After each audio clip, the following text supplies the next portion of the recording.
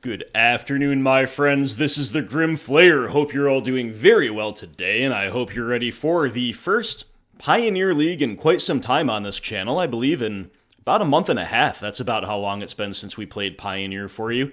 We're going to do so again with Mono Black Aggro. Good old Mono Black Aggro. This deck, to me, is really, really fun. I do think it's strong. I do think it's very viable, and I do think I've settled on a 75 that I am extremely happy with, but admittedly, this is based just kind of on theory crafting accompanied by scattered testing in the tournament practice lobby, because for those who don't know my channel, for those who are not familiar so much with my content, I have been absolutely inundated with modern content lately. Very high demand for modern. Lots of donation leagues that I played lately in the modern format, so I just haven't had time to play Pioneer leagues, and what I have done, though, is just snuck in a little bit of testing here and there in the tournament practice lobby, which I understand is far from the same as leagues, but it does give me a good idea of what I do and do not like.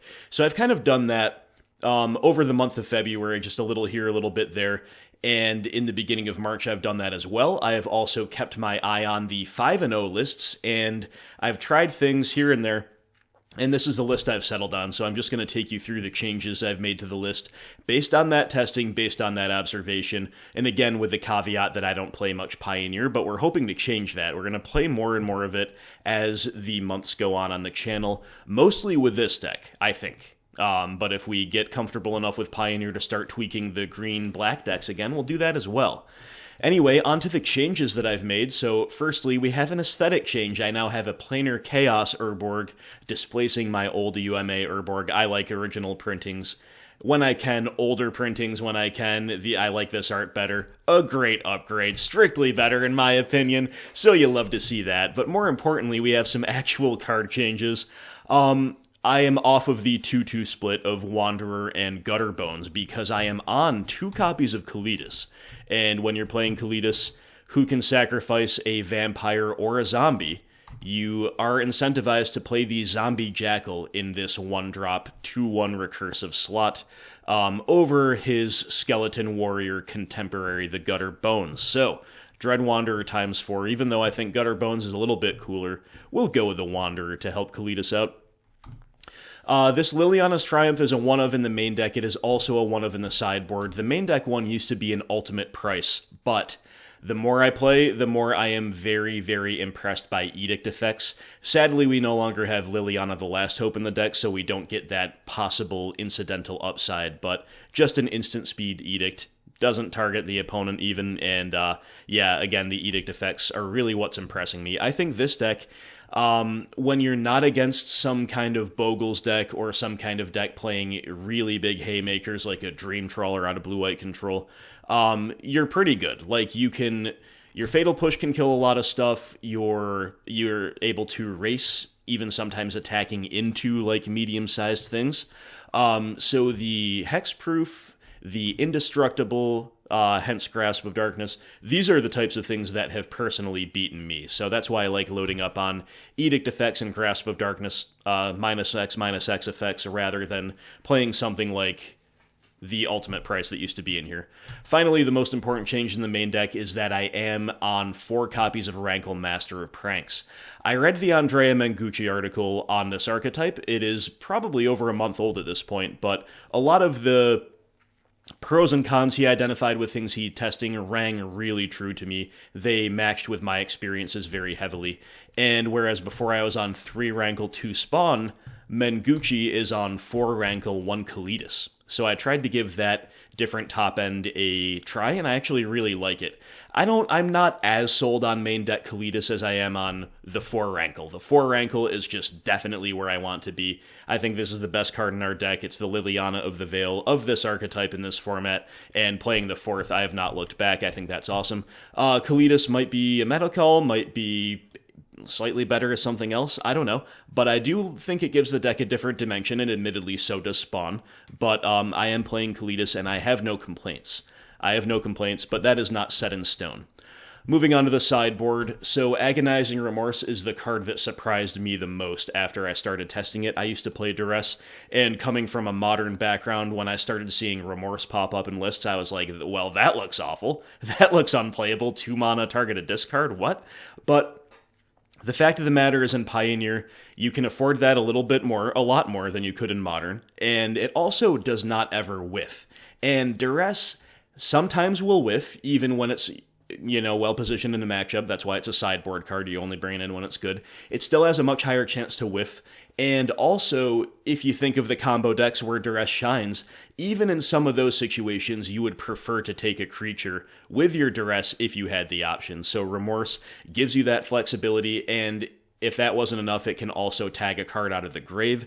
If you're against a graveyard deck, you probably won't bring these in, but if they are better than something you have, you can use it as some pretty medium grave hate. But maybe thinking if you're like against an Uro deck, the discard effect can be good, but also maybe you resolve it and you decide you'd rather exile the Uro than take something out of their hand. So Remorse definitely surprised me. I dismissed it when I first saw it, but it actually is a pretty awesome card, I think. I've just kind of streamlined the rest of the board. I used to be on 1 Harvester, 1 Shadow Spear, but Harvester has been an overperformer. I'm just going to play 2. It just seems really good, and with all the Edict effects we have around, Shadow Spear's activated ability is not as necessary. I mentioned the second Kalidas and the second Liliana's Triumph. So we've got a lot of 2-ofs, between literal 2-ofs on the side and then a couple 1-1 splits. A lot of 4-ofs, a lot of 2-ofs. Really, really feels streamlined, really feels good. Still 4 Leyline card is awesome. Another pair of Edict effects, 2 times Self-Inflicted Wound. It's a really nice card from what I've been able to tell. Finally, Witch's Vengeance. This is kind of the last-minute addition. I have actually not played this card yet. I don't exactly know what all archetypes to bring this in against. Some will be more obvious than others, right? But its use cases are pretty apparent. What I was testing in my scatter testing that I've mentioned before I added these Vengeances just now was, 1 Infinite Obliteration and 1 Damping Sphere, which are hate cards against combo decks, respectively, Inverter and Lotus Breach. But I'm reasoning that we have 3 Remorses, 4 Leylines to bring in against those decks. We don't need to overboard. I'm going to shore up a different archetype, a different opposing archetype with 2 Witch's Vengeance. So there we go, guys. Enough talking. Let's play. As we are finding our first opponent in the league, which didn't take more than a split second, I would like to say thank you, as always, to my beloved Patreon supporters. You guys do make this content possible. Thank you, as always, very much. I would like to remind all patrons that we are on Discord now. If you're a Patreon supporter, you are eligible to join us. Just go to my Patreon, follow the link. Deciding if we can keep this hand. Right away we have super awkward mana. Doesn't happen that often. I think I'm actually supposed to mulligan this. We don't have great disruption, and the mana really, really sucks. So let's mull. Yeah, this is a reasonable enough keep. I don't think we need Urborg, so because it has the off chance of making their mana better, I'm going to bottom the Urborg. And operational off of Swamp into Castle Loch Thwain with Mutavault, totally fine. So yeah, again, we are on Patreon now, so thanks to everybody. The patrons are on Discord now, rather, so thanks to everybody doing that. We're going to throw out a Swamp here to bluff Fatal Push against this Black-White Enchantments deck, Black-White Auras. And finally, I would like to shout out the Mono Black Discord. I will leave the link to that probably in the pinned comment below. We're going to bluff a little bit like we're considering a Fatal Push. That's really our big bluff here. And that's one of the things I hoped to mulligan toward, but of course we don't have it. So yeah, shout out to the Mono Black Discord and Pioneer. It's Pioneer focused. They talk about this aggro archetype, but they also talk about all kinds of other stuff, vampires, you name it. So the opponent curving out really well. They've got Sram. We've got to find a kill spell for him. Instead, we just find another Scrounger. So we're going to die, almost certainly. They kept 7. They're on the play. They're curving out perfectly. Unless they miraculously don't have any auras, then we can swift end the Sram before things get out of control.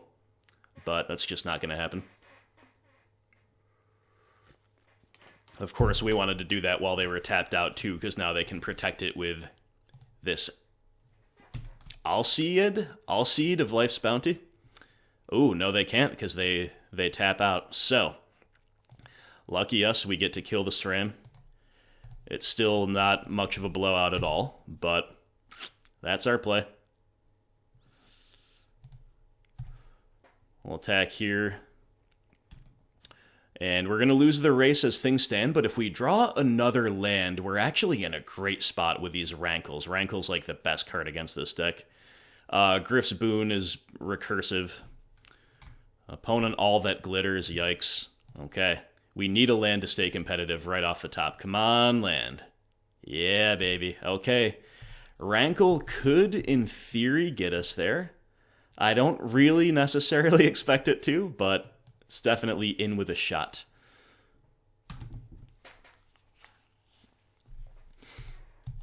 So we're definitely discarding and sacrificing here.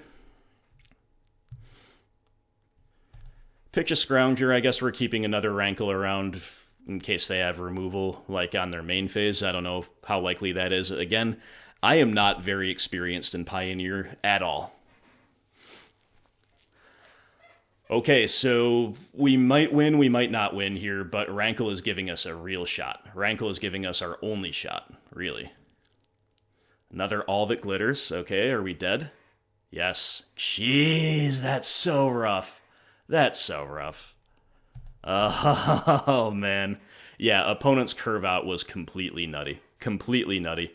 If they even just had a 5% less crazy curve out, we would have been able to steal that game probably on the back of Rankle.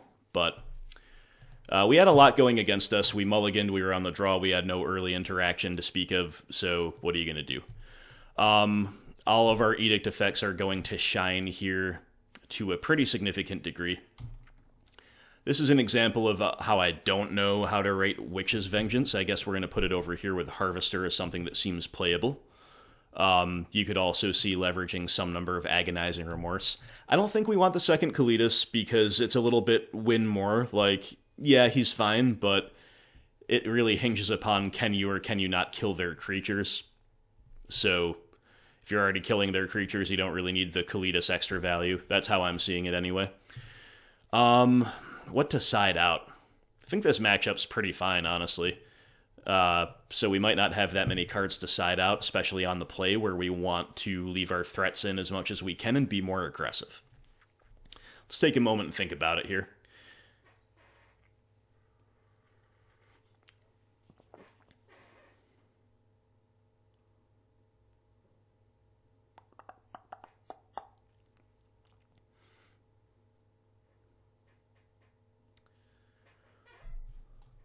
Okay, so I'm thinking about siding out the Scroungers because we just brought in 3 drops to keep our curve roughly similar. And I don't know how many Thought Seizes we're supposed to leave in. I guess we're not playing with any more discard if we're considering cutting the Thought Seizes.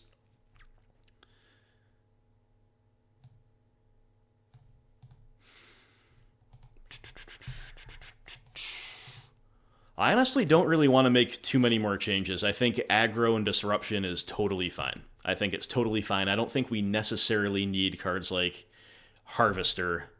Like, their stuff can outscale Harvester really, really rapidly.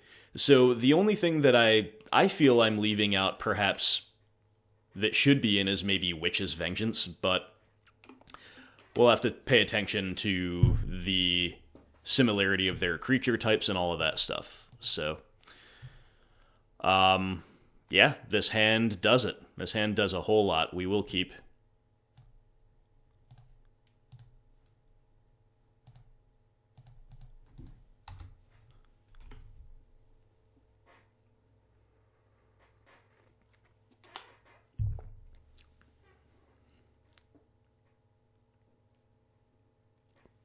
Hateful Eidolon. 1/2 lifelink. Whenever an enchanted creature dies, draw a card for each aura you control that was attached to it. Sadly, we cannot kill that with a self-inflicted wound.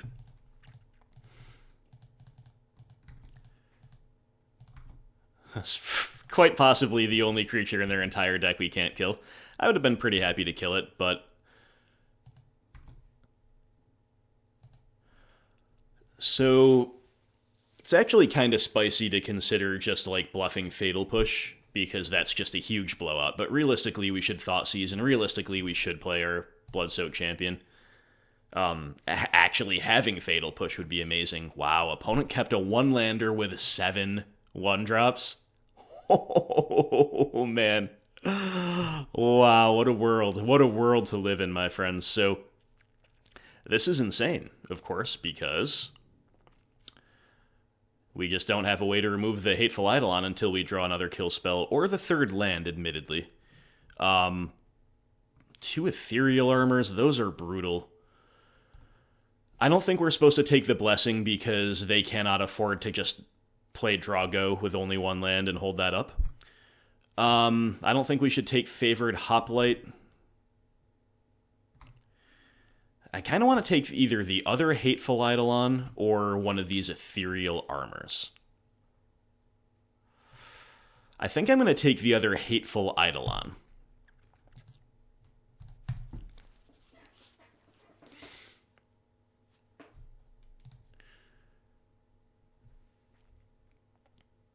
They top deck Cartouche of Solidarity, which is just better than any other card they had in hand. That is nuts. That is a pretty nutty top deck. Not gonna lie. Let's get our 3rd land here, please. No, but it's a Fatal Push, which is actually very well timed.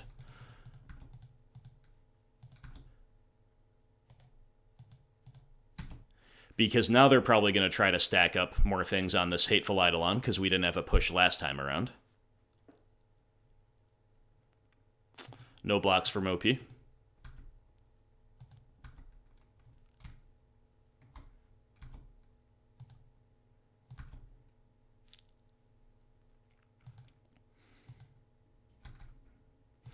And they're going to attack first wisely.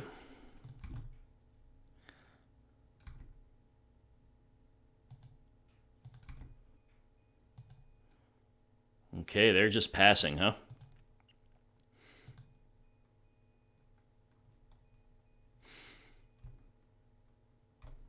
I think this works to our favor if we draw the 3rd land, and we did. Nice.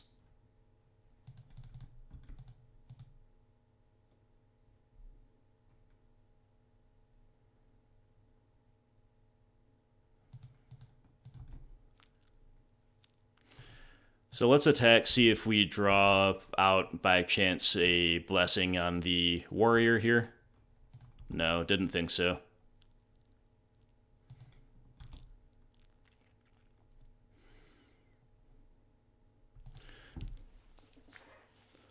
So now the only question is, do we want to just wound the Warrior? I think we actually do, because we want to double spell.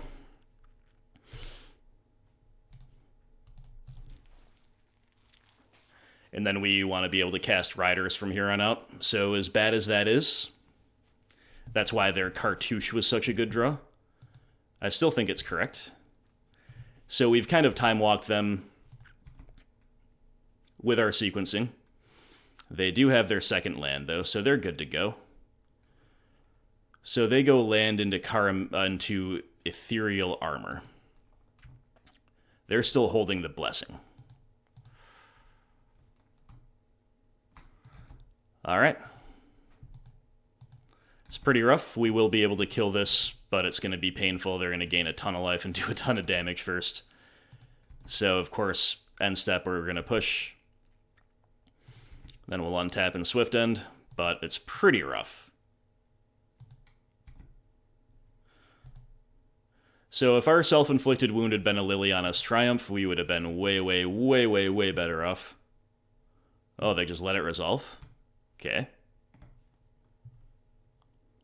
Not what I expected at all. The 4th land's a little awkward here. We didn't exactly need it. I think we just have to hold up Swift Ends here.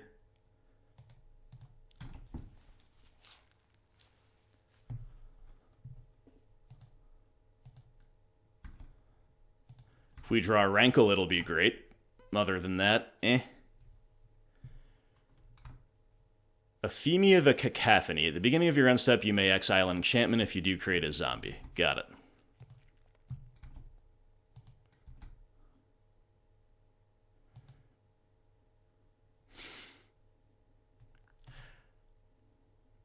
I guess before the end step, we're supposed to swift end.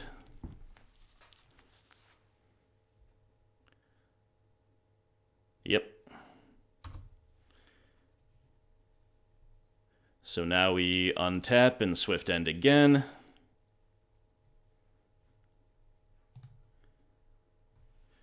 Okay, Wanderer does something.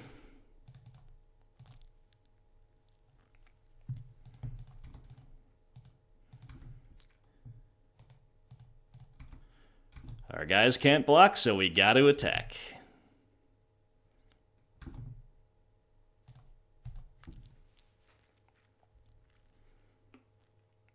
Okay, you got to imagine they're probably going to be able to kill us here, but...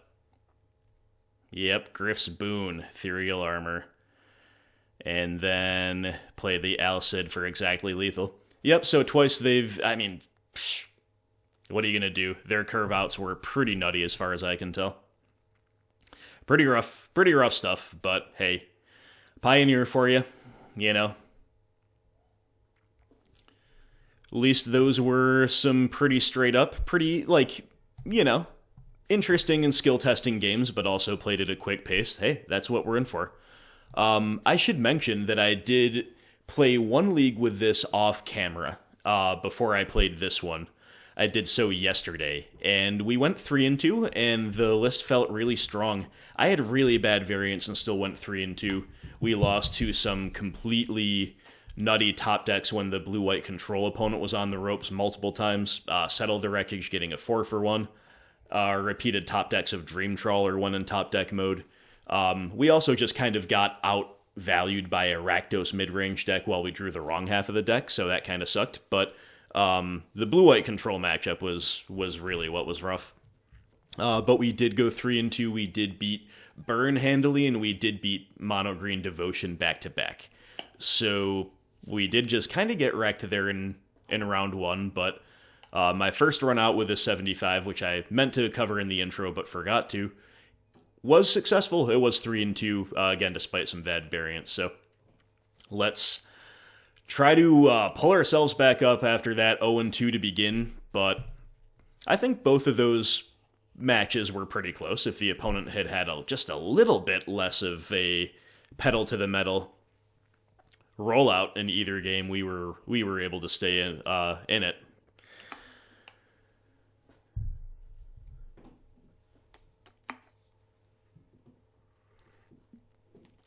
Here we are for round two.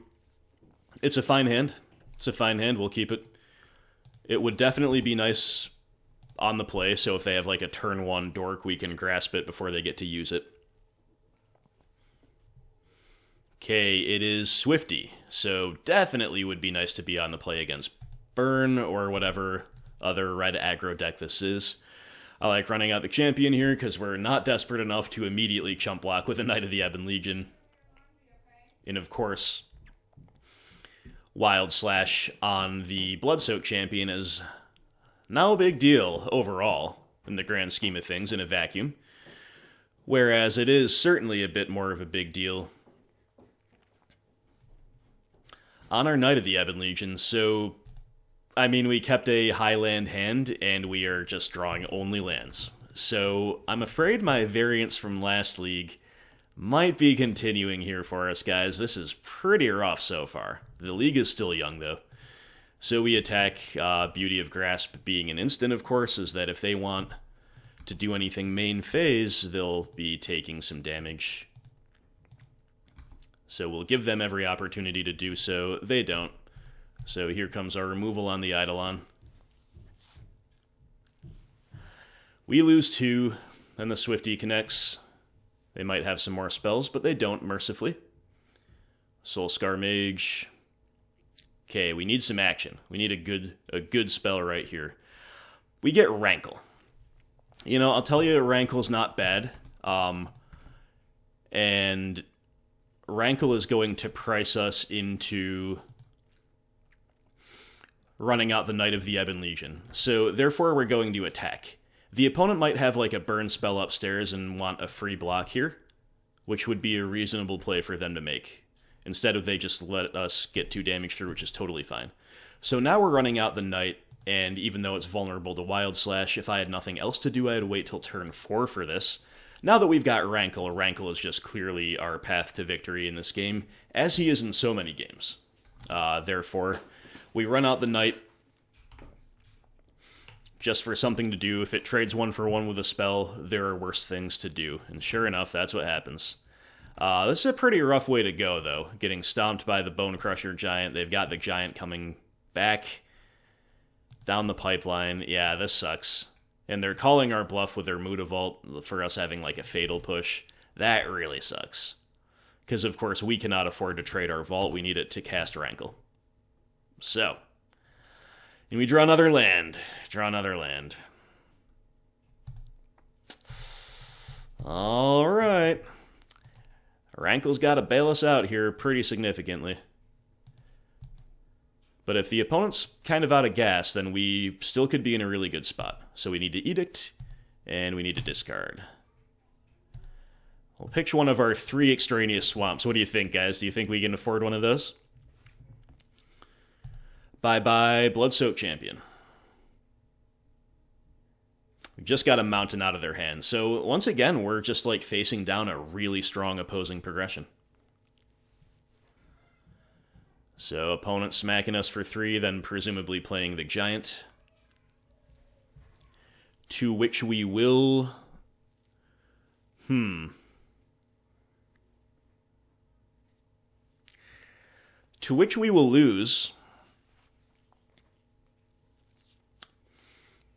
Probably. But if they have nothing off the top, because we're gonna get a card out of their hand here. We need to leave our Mutavault back to block is what needs to go on. If this was a blocker that we just drew, that would be much better. Instead, it's just another can't block creature.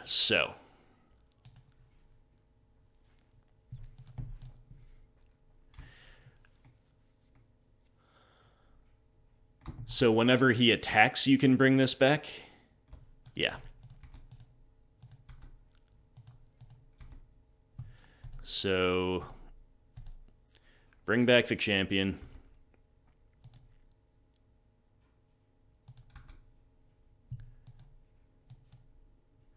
Discard a card, sack a creature yet again.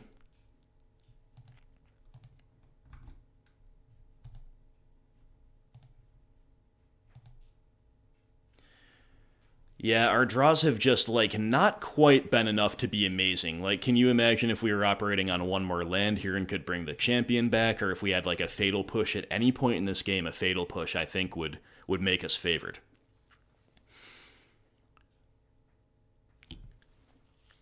Or if we had, again, drawn a creature that could block that turn.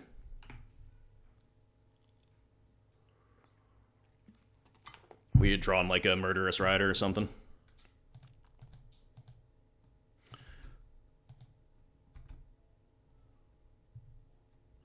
Alright, opponent going for it. They must have drawn a way to kill us in hand, probably. Or maybe just like a Soul Scar Mage to follow up. Okay, we're trading Vault for Vault here. Gonna take 4.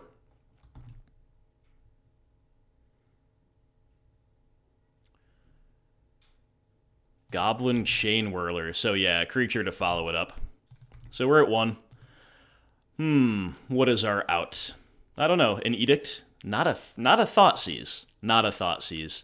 Alright, guys. Once again, just drawing the wrong half of the deck. So nothing we have can block. We are dead. Whether we attack or don't. Unbelievable. Yeah, I mean, the games are close. The games are real close. I wish I had time to play more for you, because I would show you leagues where the little breaks go our way. 2, right? But... you know, again, the league is still young. Let's keep ourselves positive here. I think this matchup is fine. Like I said, I did beat it yesterday, although that was Boros Burn, not Mono Red. Edict effect in the form of Triumph. Instant Speed is great. Harvester is great. Kalidas is great. I don't really know that we want much else. One way to side would just be to take out all copies of Thoughtseize. What do we think about that? Life gain good, life loss bad is a reasonable metric to follow against a burn deck anytime, especially when you're not sure of the format, like I'm not. But is there anything in our 60 that we don't really like? I don't think so. Again, especially on the play where we hopefully will become the aggro, I'm just going to do this. Even if they have something unexpected like Hazaret, we've got a million Edict effects. Not a million, I guess, without Self-Inflicted Wound, but we've got 6. We've got 4 Rankles and 2 Triumphs. So that should be enough. But you could, I think if you just leave in, 1 to 2 Thoughtseizes, planning to only ever see 1 at the most, I think that's even fine to do. Depends on your 75. But you guys, as always, can let me know. There's a Fatal Push. Yeah, this hand kills something and turns them all sideways. We will keep.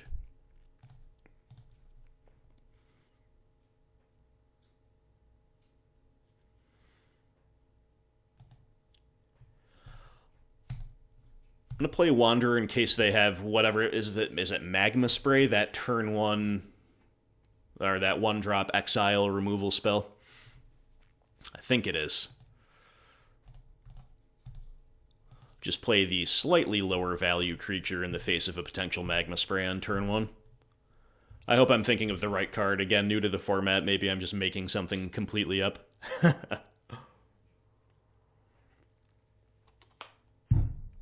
Knight of the Ebon Legion, huh?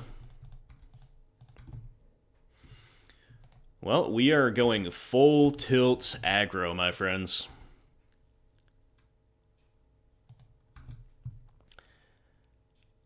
Are we going to play around Anger of the Gods? Is that even a thing that this deck plays? I don't think it should be. But this is where my format inexperience comes in. They play Soulscar Mage, Monastery Swiftspear, Eidolon of the Great Revel. I'm going to make them have Anger. I don't think they're supposed to have Anger, but maybe this format is just such that you play non-Bowie cards even if they... just because they're that good against certain archetypes. I have no idea. The fact that they Lightning Strike our Scrounger means that they probably don't have Anger, which makes sense. Chain Whirler! Oh, but they have that. You know, that's not the worst, though. At least our stuff is recursive, right? But obviously, that's still pretty brutal. We're going to play the Knight.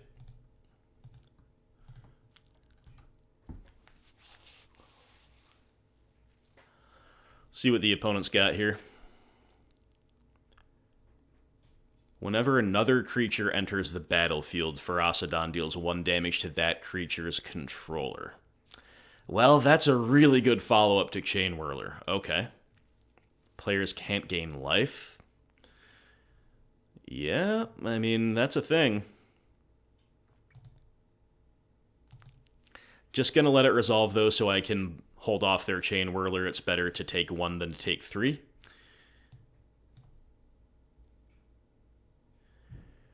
So,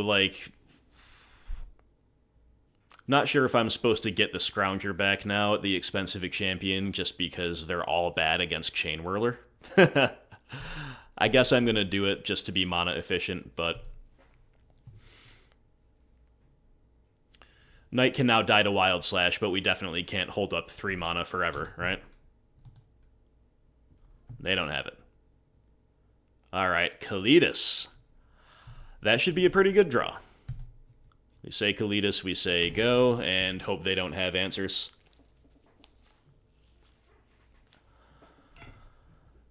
Gotta remember we can't gain life while that Ferocidon's on the field, so now our best draws are all kill spells.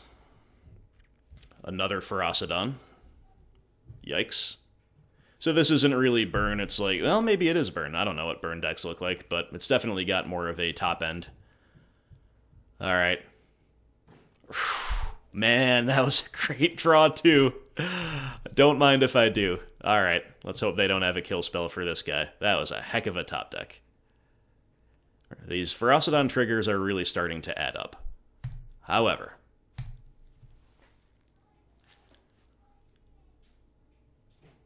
Nice. So we get a card out of the hand asymmetrically, and we start answering some of these difficult to answer cards on the board.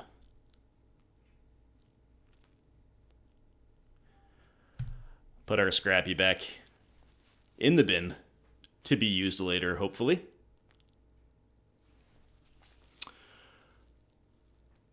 Night grows.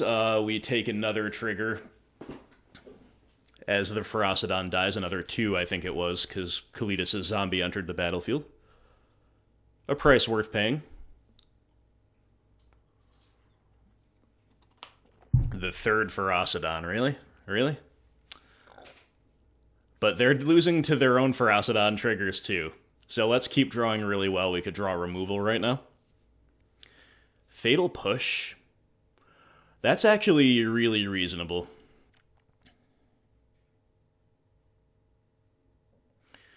What's our best way to attack?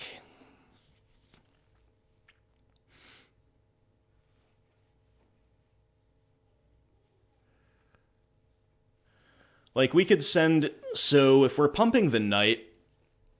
Like, if we attack with Rankle, Zombie, in the Knight, they have to block something, otherwise they're dead.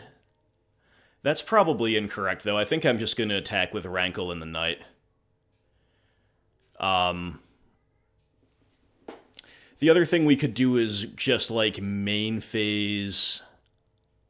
Eat the Zombie with Kalidas. Push a Ferocidon.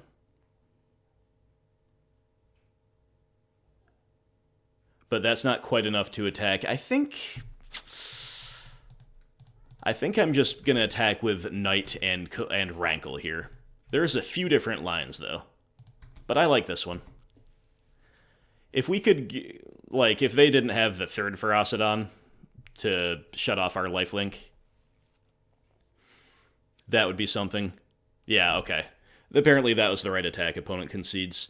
We would have not been ticking up with our Rankle. I say ticking up like he's Liliana.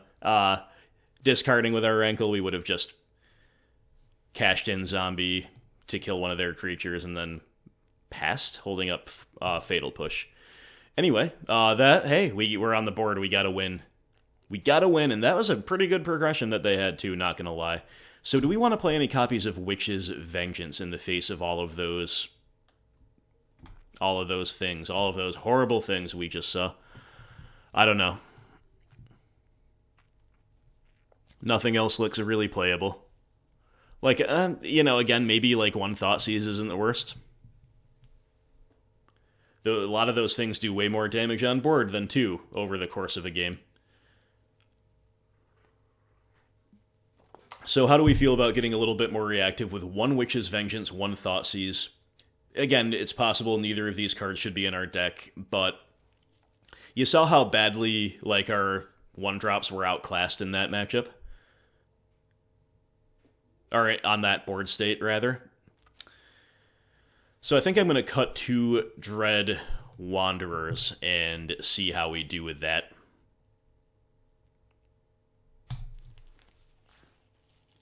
It's a corner case thing. It's possible that I should be cutting Bloodsoaked Champions because the Wanderers can block. It's possible I should be cutting Scrap Heap because he's higher curve. I don't know. I don't think the matchup should be win or lost based on that, though. OP just keeping 7 every time. We've got a risky keep if we keep this, but I think I'm actually going to. We're a 24 land deck. We should hit the land in our first 2 draws. And we can operate really well off of 2 lands. We have 3 removal spells, including 2 edicts, which is kind of exactly what we want. We have a pretty strong hand otherwise. We are drawing toward casting a Rankle. So I'm going to keep it.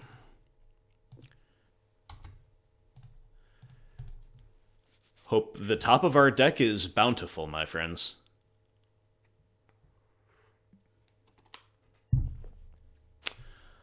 Not so far.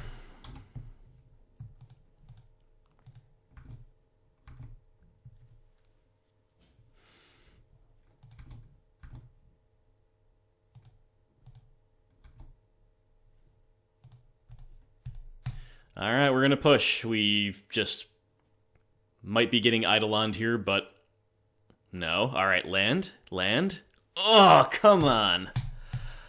Dang. That's so bad. That's so bad. Now our hope is that the opponent gets as flooded as we are screwed and gives us time to stabilize. There's a Ferocidon. Alright, and there's a land. Beautiful. Okay, one turn too late, but we did it. Is this what we want to do? Yeah, this is what we want to do. Edict your Ferocidon. Smack you for 2. The fact that it's a Mutavault, I mean, it's fine for now, but we have to draw specifically a black land for our next land. Is this just another Ferocidon? It's a Bone Crusher. Hardcast Bone Crusher. Beautiful. Beautiful, so they didn't get the stomp value and we get to edict it without taking the 2. Or we could play, because we draw our third land, we could play Swift End.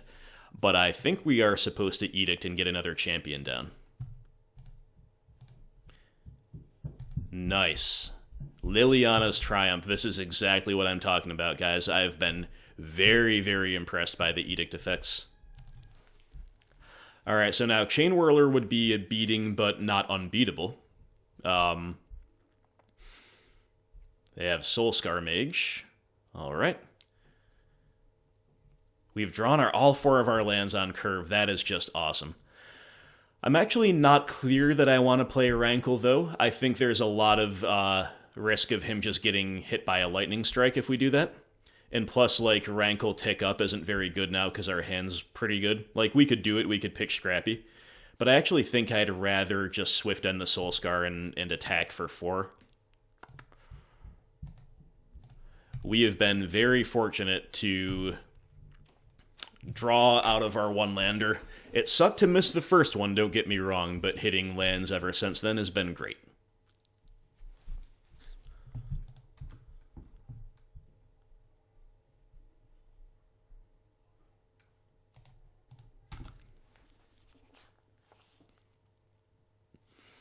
Okay, this is going to be a lightning strike. Alright, guys, hey, for somebody who's new to the format, I'm playing around some stuff. I'm doing the things, kind of. You know, I'm not claiming any expertise developed in the past half hour, or however long I've been playing, but hey, we're hip to a couple things. We're not totally in the dark.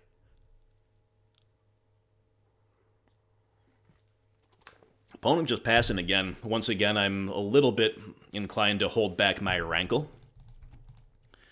Having drawn another Rider, we have an interesting proposition here.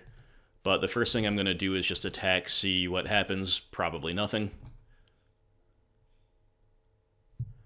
So we could just cast a Rider, which I think is fine.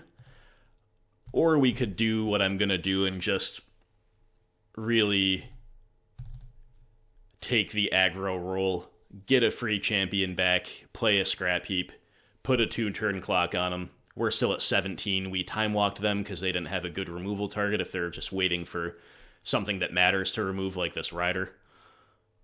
Okay, there's the Chain Whirler. So now it's Rankle time.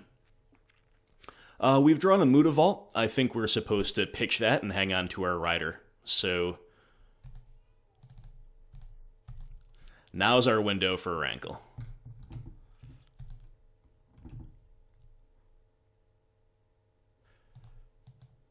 So once again, discard and edict.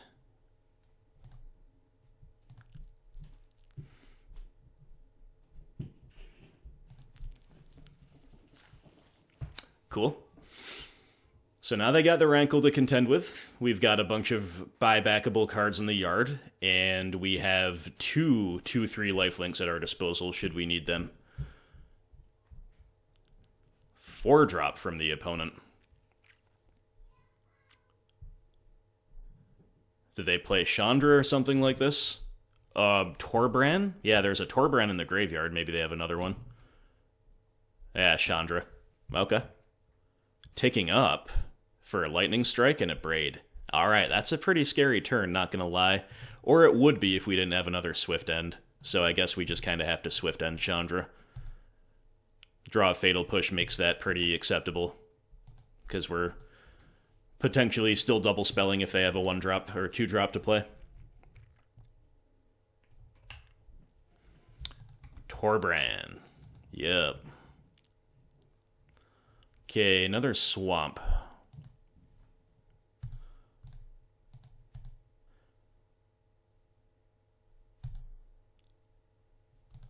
Casting a rider saying go, where if they remove our rider, we get to push Torbran.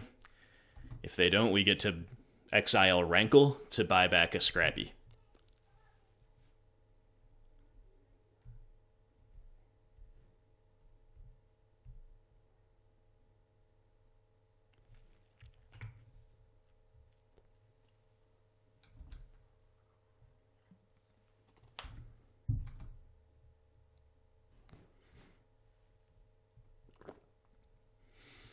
Okay, opponent makes Soulscar Mage and then is hesitating here over the decision whether or not to attack.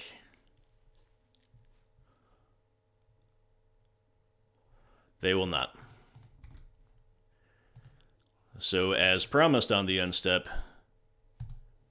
here comes the Scrappy. Okay, draw another swamp is not the best, is it?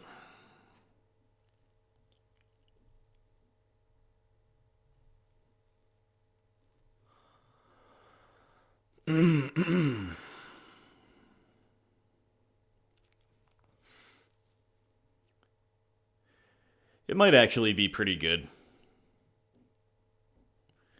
Because we can have like a relatively free attack with the Scrap Heap. I mean, the swamp doesn't really change anything, I guess.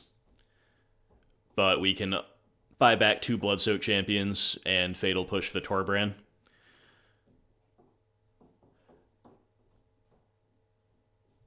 Or we can just be a little bit more patient and just play Murderous Rider, number 2. I don't know what's better. It's a little hard for me to tell. I think I'm going to play the Rider, but I'm far from certain about it.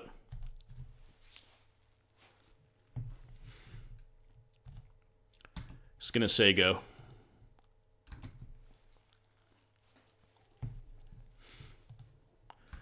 Draw go like this doesn't favor us for maybe much longer, but I think it favors us for that turn.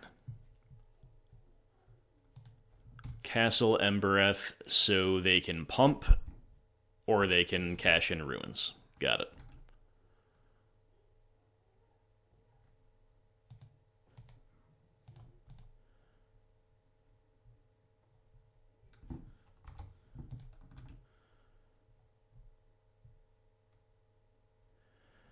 Okay, Knight of the Ebon Legion.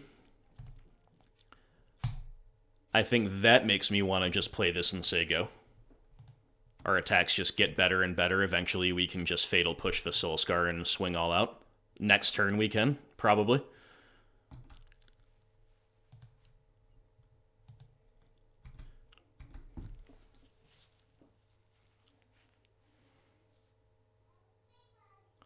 Okay, opponent pretty flooded over there.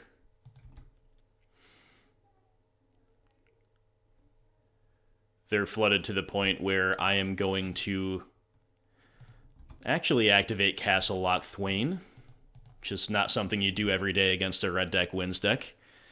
Then I am just going to Fatal Push the Soulscar Mage here.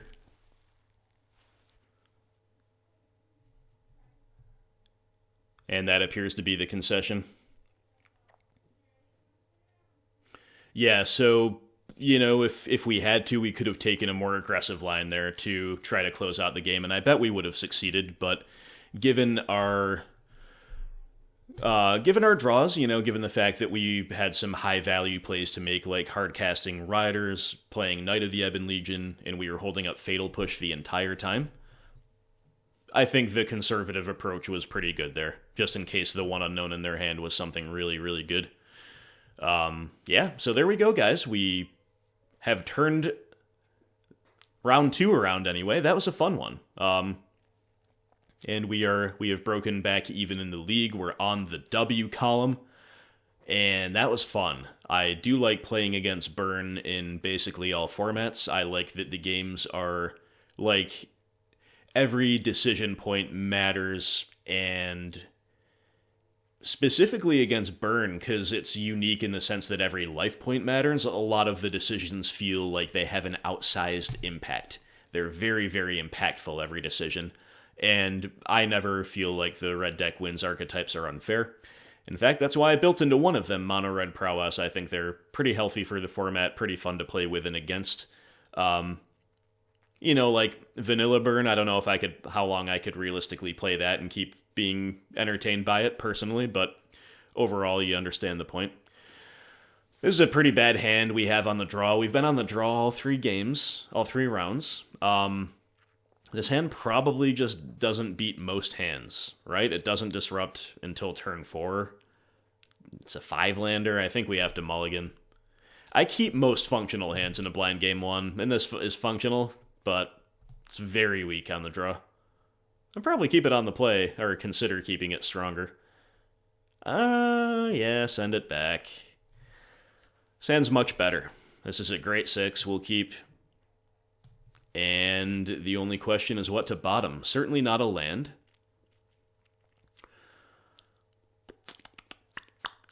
We're going to regret bottoming a creature if they don't play to the board. But I still kind of think we should bottom a creature. So I'm going to bottom Bloodsoaked Champion. If it's like a combo deck that doesn't play removal targets and they kept 7 on the play, I don't know if we get there anyway. They go Plains Pass. I don't know what that means. Maybe mono white Heliod, which I haven't played against. So I'm just going to run out Knight of the Ebon Legion, see what happens. The draw of Rankle's kind of bad right now, but as always, it's one of usually our best play on curve if we can manage it.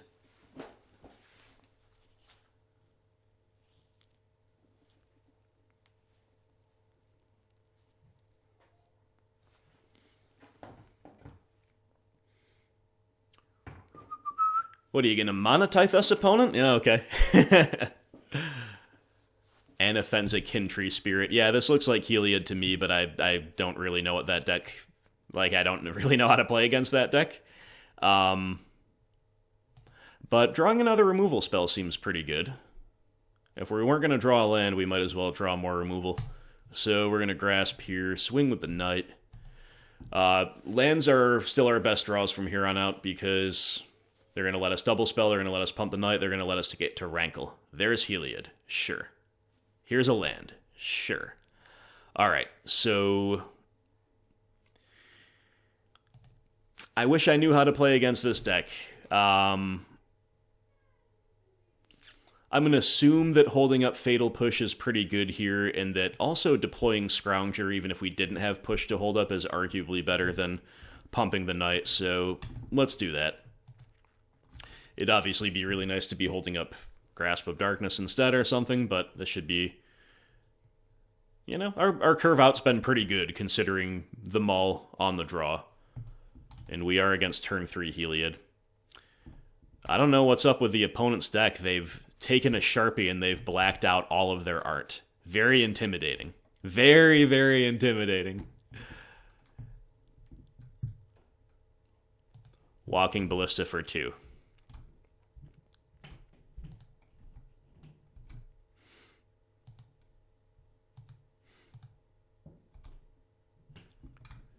Alright, so whenever you gain life, so they need to give this lifelink, is that right?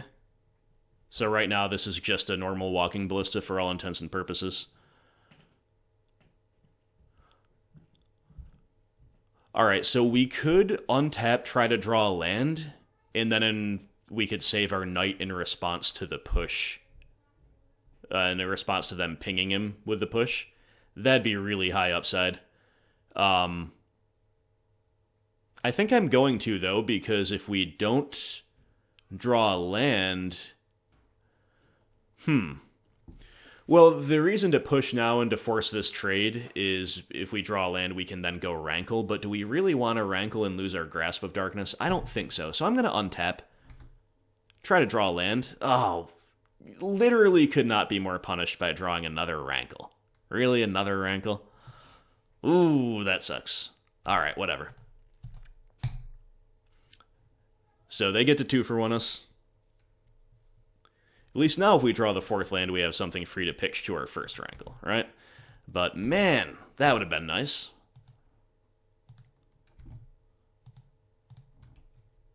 But as far as I can tell, we kind of have to Fatal Push there. So they don't get to lifelink and go off. Okay, we just have all the removal. A lonely 3-2 getting the beats on. But hey, it could be okay, but this Castle Ardenvale is super annoying. They didn't make a creature, though. I don't know why. Gideon's Intervention. Okay, so they're going to maybe prevent damage from Scrappy. Or... yeah, okay. Alright, now we just really need the 4th land for Rankle, finally. Ask and you shall receive. Lovely.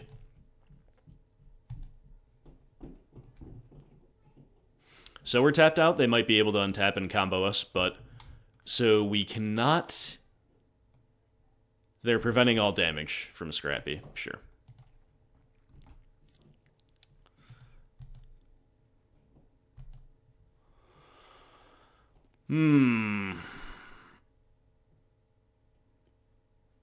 I think it's actually correct to keep a backup Rankle here in case they have, like, some removal and then the game goes on.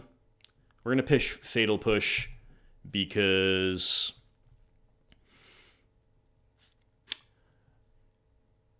we have, like, edicts for the board. Okay, they have the combo. So they had the combo with redundancy. Let's see how this works. I assume this is just it. Yeah, they just do infinite. They infinitely loop. Sure. Okay. Pretty annoying. But there you go. Yep, if we had drawn like a Thoughtseize at any point, if we had hit the 4th land before turn 7, or I guess it was our turn 6. Yeah. Okay then. So, again, I wish I knew better how to sideboard against this deck, but I think discard and removal's all pretty good. Probably not going to have room for other things that might have utility, like the stuff over in this column. Let's try to fit all of these cards in. I think I want all the discard I can get. I think I want pretty much all the removal I can get, although... yeah, I think Self-Inflicted Wound is good. You know what, why don't I look up a list real quick? I should know what I'm getting into. My understanding is that this is kind of like a mid-rangey deck with the combo kill, which it's not like they have a ton of ways to like tutor for the combo, which is why it was kind of annoying to... annoying to have lost to it there. But again, this is just my kind of layman's understanding, so... I'm going to try to find a list real quick, but there should be plentiful targets. Yeah, I'm seeing a ton of white creatures. Thraben Inspector, Anafenzo, who we saw, Daxos, Knight of the White Orchid, Tomic, Benelish Marshal, Heliod, Arcanist's Owl, then a bunch of Gideons. So we definitely want all of this stuff. So we have to make 6 cuts. And out of the side, I'm seeing Baffling End seems good against us. Rest in Peace they might play. Stasis Snare. Another Gideon ally of Zendikar.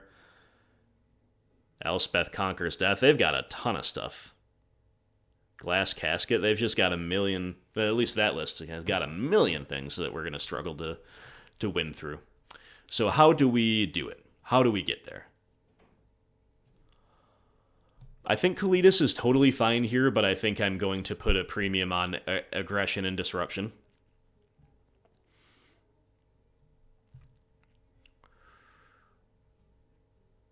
I think Knight of the Ebon Legion might actually be a little bit worse than just our natural 2/1s. Maybe we'll only play with like 6 discard on the play. We still got to make 2 cuts. I guess we are... I don't want to cut all Knights. Let's be a little bit arbitrary here. totally arbitrary. I guess it's kind of a good problem if we have too many things to bring in. If we take him to game 3 on the draw, of course, we can maybe pare back a little bit more on the recursive 2-1s and get a little more interested in the agonizing remorses. Yeah, I think in theory, though, we should be able to aggro them out while we have appropriate levels of disruption on average. Oh my god, look at our mana, man. It's a good hand, though. I'm going to keep it, but we're basically time-walking ourselves with this mana, and double Mutavault and Castle is just ridiculous. Really low odds of getting a group of lands like that in your opener. Alright, Swamp. It's actually a pretty good draw. So now we're Thought Seizing. Anafenza, Baffling, and Walking Ballista. Kind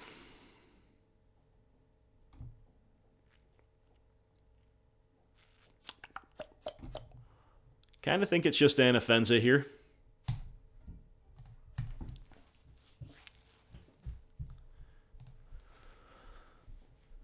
We've got Rankle on curve and we're on the play, so no matter what else happens, we got that going for us.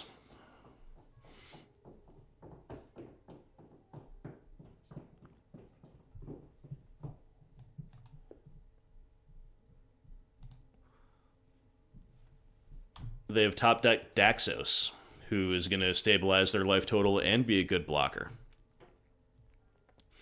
Pretty annoying, and we just drew another land. Pretty bad. So we're just going to say go. I might try to trade Wanderer with Inspector if they attack with both, and then Triumph away Daxos.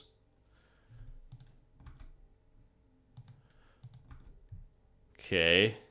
They have Baffling ended our Wanderer, which I think is really good for us.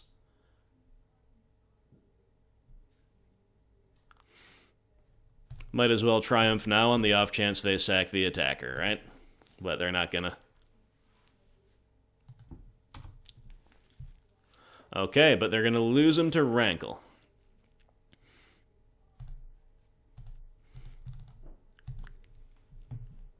And since we've drawn basically a whole bunch of bricks, we have a free pitch here. Oh, I'm sorry. No, they're not going to lose it to Rankle. We don't want to lose our own Rankle. We're just going to try to race the Daxos, so... Yep.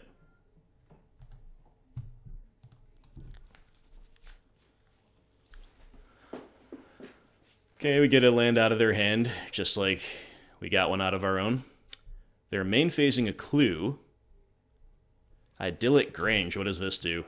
Put a +1/+1 counter. Then making a 1/1 Ballista.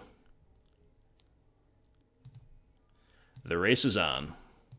And to be fair, they have a pretty okay shot of outracing us. We have drawn Thoughtseize, huh? So we're probably supposed to Thoughtseize and then totally empty their hand.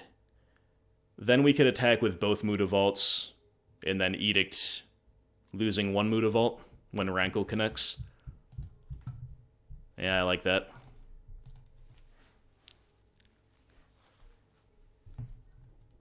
Arcanist Owl or another Baffling End. Well, Baffling End does not hit Rankle. Right? CMC 3 or less. Yeah, clear take of Owl.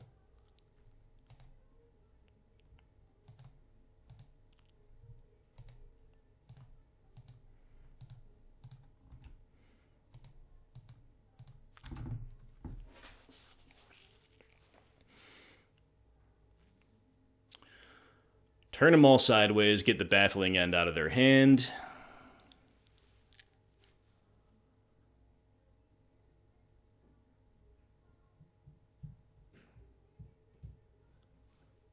Yeah, opponent just kind of has to take this hit. Okay, discard and... Yeah, we shouldn't let the Ballista grow. Oh, I'll trade a Mutavault for a Ballista after my Mutavault did 2 damage. And while I have, you know, still 4 lands and another Mutavault to operate with. Okay, so opponent found Knight of the White Orchid, which is just going to help them race. It's actually a pretty good find here. Notably, our sacrificing of our Mutavault means that we did not have to... They did not get a land for free off of the Knight. Okay, so I guess we should play... this Swamp and then activate trying to find Fatal Push. If not, we're cashing in our other Mutavault to keep trying to Edict our way through their board, I guess. We could also find a 1-drop off of it to play as sack fodder.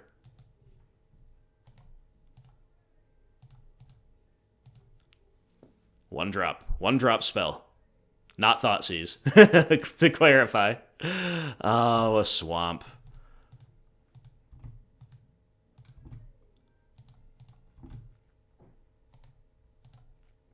Okay, this is our only choice. As far as I can see it.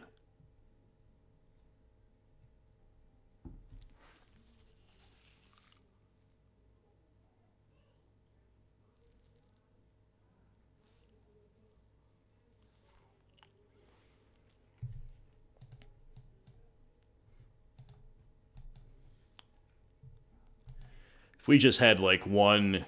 If they, it looked a little underwhelming for them to baffling end our, what's it called, way back then?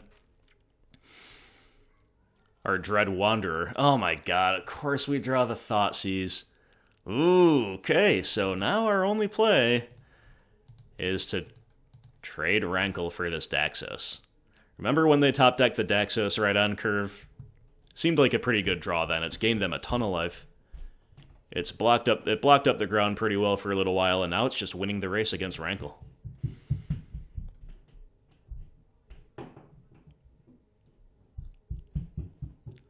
I don't know what OP's tanking over. I don't know what's going on over there.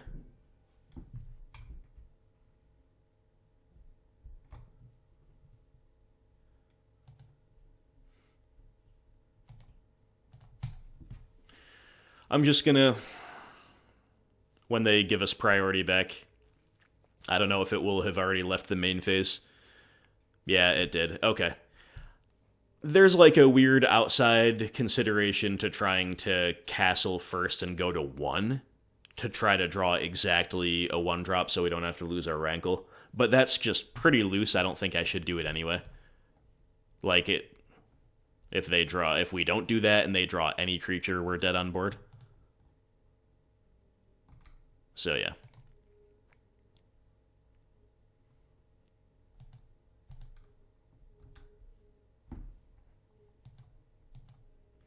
Each player sacks a creature. Well, we'll see you later, Rankle. You did good work.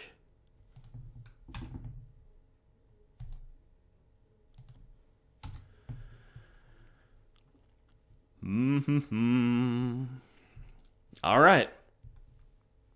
You know, it's sincerely not impossible that we out-top deck the opponent here. It's still a game. But I think we've bricked pretty hard, and it's making it a pretty much an uphill battle. Okay, so opponent, now that we know they have a land, are we supposed to activate Castle? I don't know, but I'm going to. Like, now that they have a land, we're just dead to Walking Ballista, even if we have removal. So I think that gives us more incentive to go to 1 here, try to find a way to close the game. And we have, with a Scrounger. And we have not with another land. But we'll take the Scrounger. 3 hits and they're dead. Can we get there? Can we do it? Another Rankle seems good. Another Rankle seems mighty nice.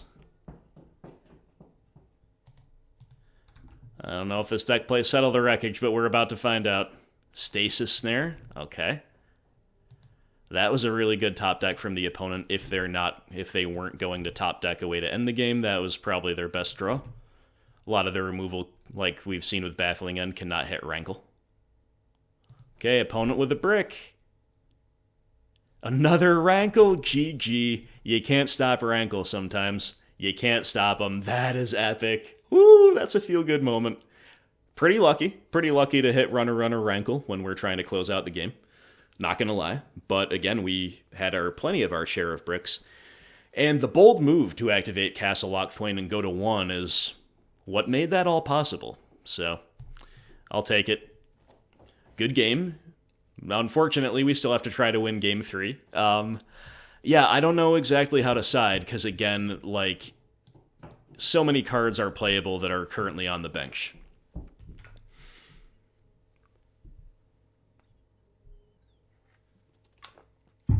You know what I might do? Is I might, like, lower my curve on the draw and get more disruptive. So I'm thinking, like, Agonizing Remorse. Number 2 comes in, so we play 6 discard spells. I kind of want this Dread Wanderer back so I can more easily loop the cards with Rankle. And I might cut 2 Scroungers. Lower the curve, get a little less aggro-oriented, get a little more disruptive. Again, we've got a lot of things on the bench that we could play, like at least one Kalidas. Even Harvester seems fine. They haven't really been seeing their Gideons. It's probably good at pressuring the Gideons. It's definitely would swing some of the races we've gotten into, but I think we need to respect the combo just as much, don't we? So, pushes, Thought Seizes, yeah. I think something like this is pretty good. It does look a little haphazard, but I think it's pretty good. I'm just considering making room for 1 Harvester. That's where my head is at right now. Harvester just does seem able to be leveraged. Maybe I'm being biased by the way that matchup went, but I kind of like it. I'm going to cut a 3rd Scrounger for it, and I don't know how correct it is. But it seems this, like any configuration of the things I've laid out, is reasonable as far as I can tell. Is it min-maxed? Is it optimized? I don't know, but I think we have at least good reason to be pursuing the changes we've mentioned. And hey, guys, this is a fact-finding mission. I'm learning as I go. Opponents literally are incapable of mulling. We could really use a break in that regard, right? But our hand's fine. It just doesn't kill anything on the board. But we'll keep it until we get the Rankles going. It's like a given that you would prefer to be on the play than the draw. So I don't just look at every hand and say, oh, this would be better on the play. But a lot of the hands that we've been dealt on the draw are like orders of magnitude better on the play. You know what I mean? So I don't just say that and like no matter what, but I think there is some truth to it. What I don't know is whether we should Thought Seize our Wanderer here because we've just not got a curve in between 1 and 4. I think we are safe enough to Thought Seize. We're not going to lose out on too much by doing so. Whereas we might take away a crucial 2-drop if we do. On the other hand, in general, I think it's probably safe to Thought Seize on turn 2 against this deck, because the 3-drops are what we really care about. Well, they just have an Owl and double Daxos, pretty easy take of Owl, I guess. Now I kind of wish, of course, that I did play the Wanderer, but then again, it's all good.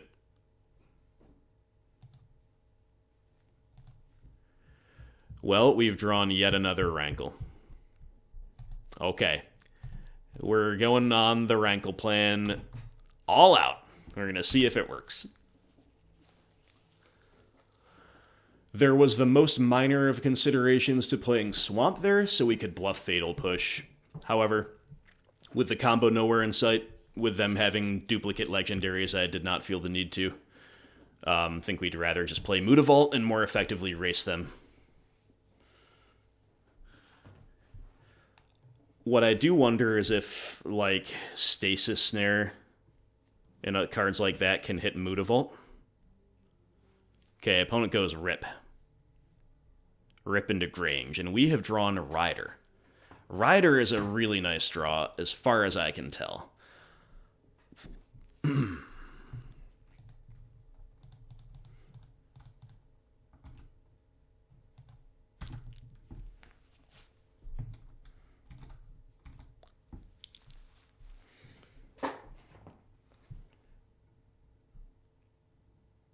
Yeah, looks to me Stasis Snare does not say non-land creature, so it looks like it can.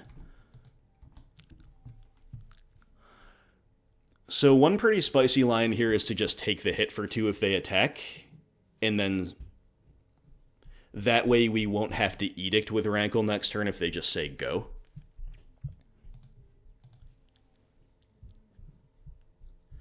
And Edicting is not free anymore with that Rest in Peace around, you know?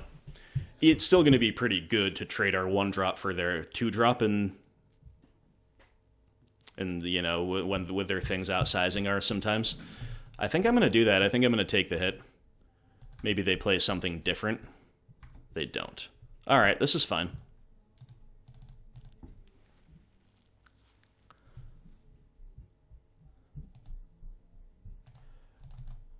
Rankle time. I think if I connect with Rankle, I'm supposed to keep all of my Rankles in hand. I'm going to pitch this Swamp.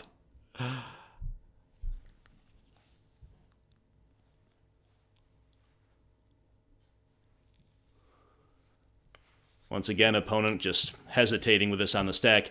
I'm not complaining. I'm the one who's behind on the clock. I'm actually kind of far behind on the clock. We've had some things to talk out, though. We've had some interesting lines.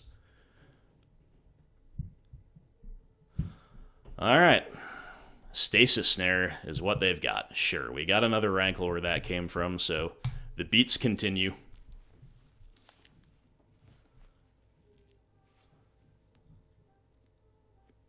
All right.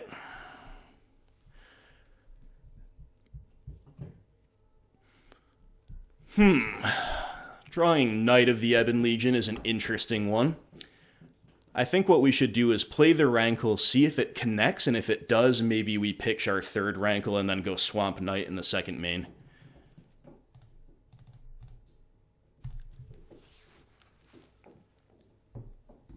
But if they have another Stasis Snare, then we still get to go Swamp Knight, actually, because we won't be discarding.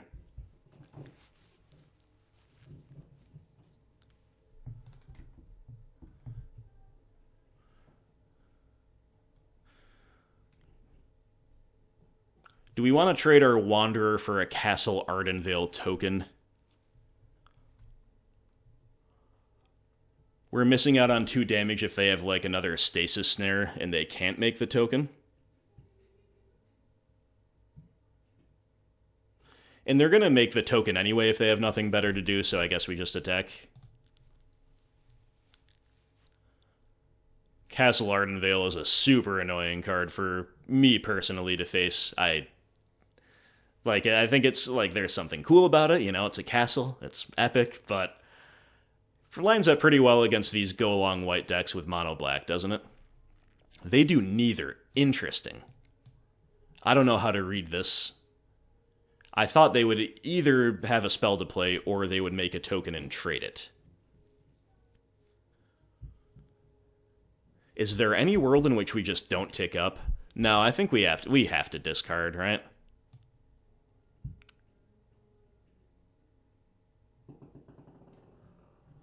Okay, I think we're supposed to follow our initial instinct of pitching the extra Rankle.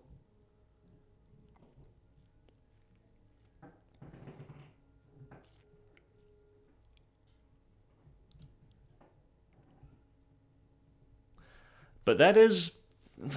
It's tough, man. It's tough. Okay, they make a token after the fact. Okay. So what do we do? We could just pitch Swamp.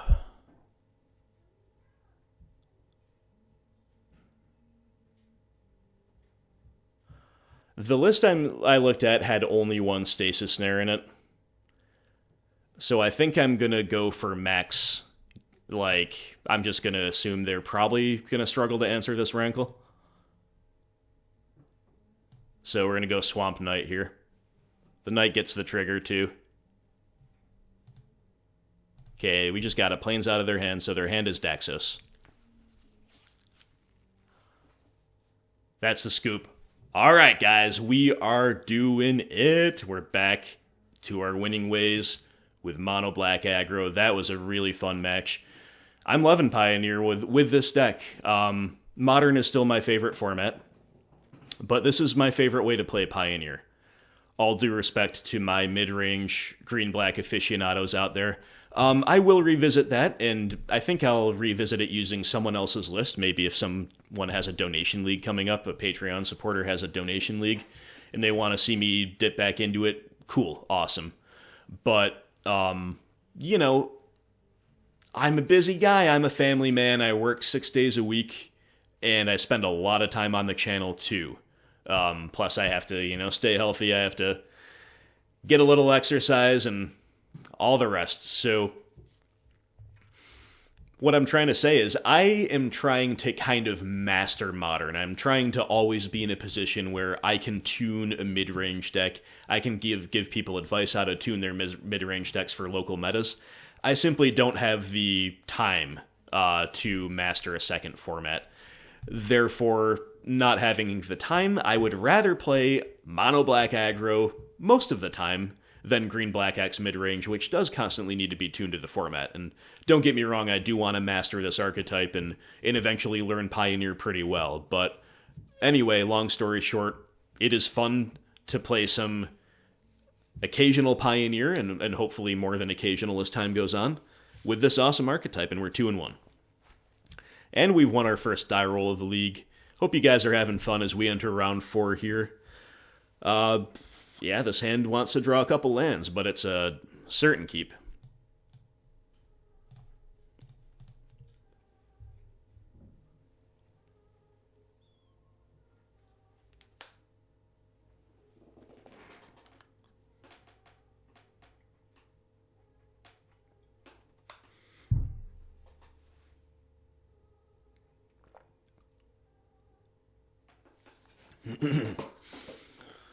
While we're waiting, in case somebody, skipped around the video a little bit, didn't hear the full intro, I will remind you guys that there's a cool mono-black aggro Discord that is open to the public. I will leave that link below.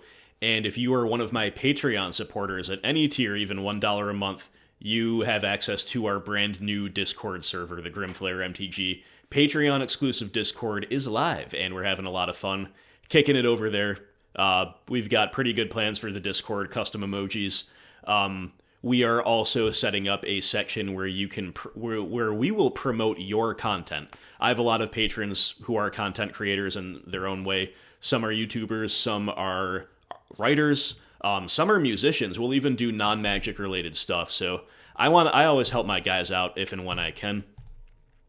And yeah, we're going to do all that by way of the Discord, and of course, primarily it will be a way for all of us to hang out, build the community, and chat about Magic, chat about Modern, BGX, various archetypes, chat about this archetype, and get better, stay on top of things, and always be improving. So just a reminder to hit up those Discords if you're into that.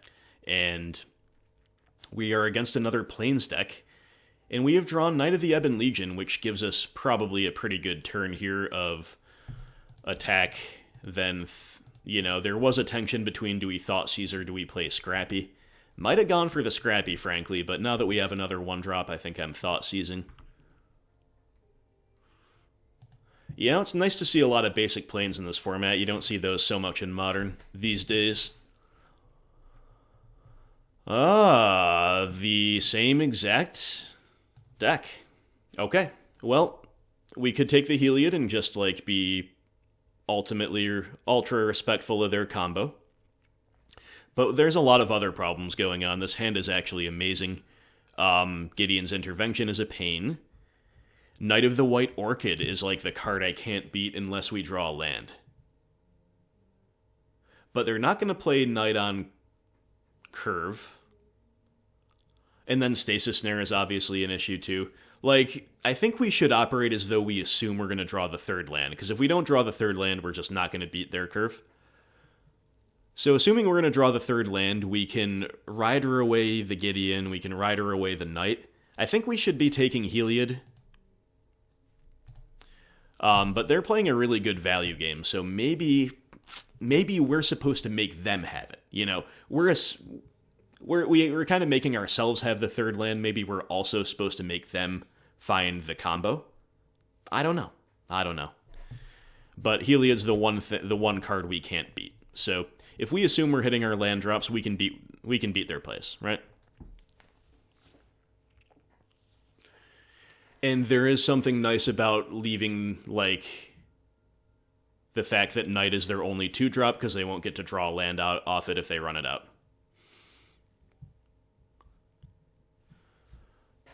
OP got some mismatched planes going on over there, but they're both pretty beautiful. It's like John Avon M15 planes. And a Nils Ham M19 planes. They just play the Knight out as a 2/2 first strike. That's good for us. Sadly, we whiff on the land. It's okay. If we hit the third land, next turn, I think we're still in good shape. If we miss it again, we can still draw Fatal Push or whatever else, like an Edict effect, and still be in okay shape. But we gotta do something here. We can't draw another uncastable, and we can't really draw another do-nothing 1-mana threat. Yeah, they do end up running out the Gideon. We gotta have that third land right now. Or Push or an Edict. Third land it is. Beautiful. Okay. So, pretty easy. Swift end your Knight. Attack all with Gideon. Well, I guess not with the Knight.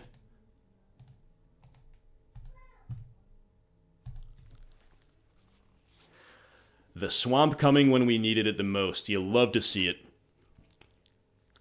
Okay, so opponent's got Gideon's Intervention, but we've got a diverse board, and we've also got Rankle coming down at some point. Possibly this turn if we hit another land.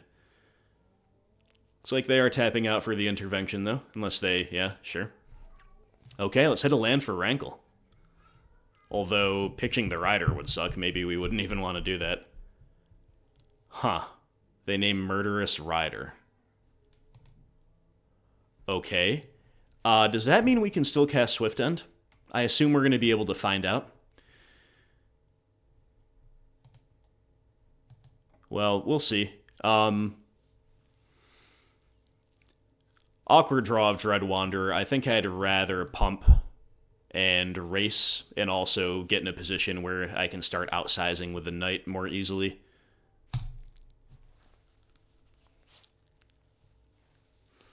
Okay, opponent's dead on board. They have a Stasis Snare, though. So, in practice they are, in reality they're not. They've drawn Thraben Inspector. That's pretty good. Because it's something to do, and they're also obviously interested in casting the Snare this turn. Another Knight, eh? Alright. I think we're just going to attack and play another couple 1-drops here.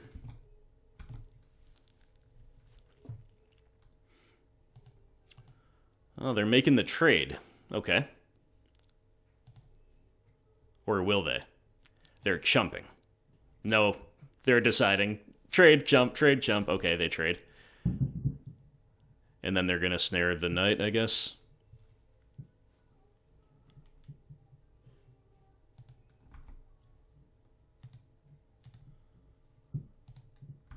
Yep.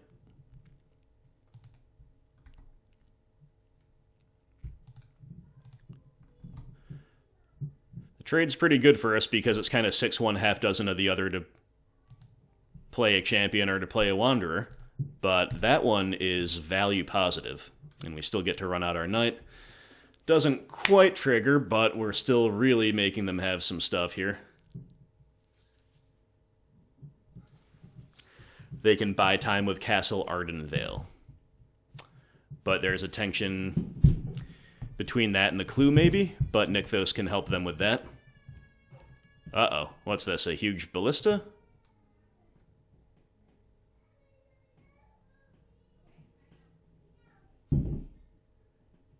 That would suck. Yeah, it sure is. Okay, last card, Walking Ballista. You always hate to see that. Alright. Liliana's Triumph. Sure. Pretty good draw.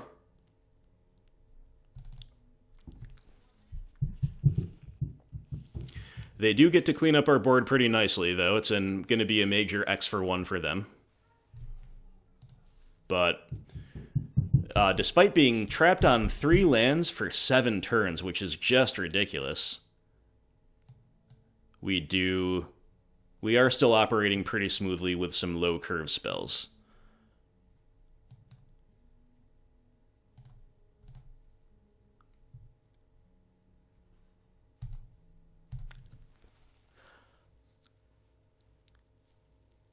And at any point, like, we can just top deck the 4th land and the game's just over. Opponent in total top deck mode, what do they find? 4 mana. Uh-oh. Could be a Gideon ally of Zendikar. They just crack Clue.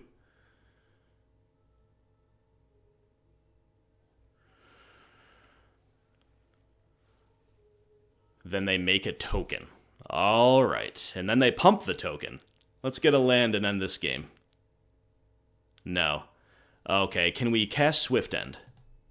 I guess we can.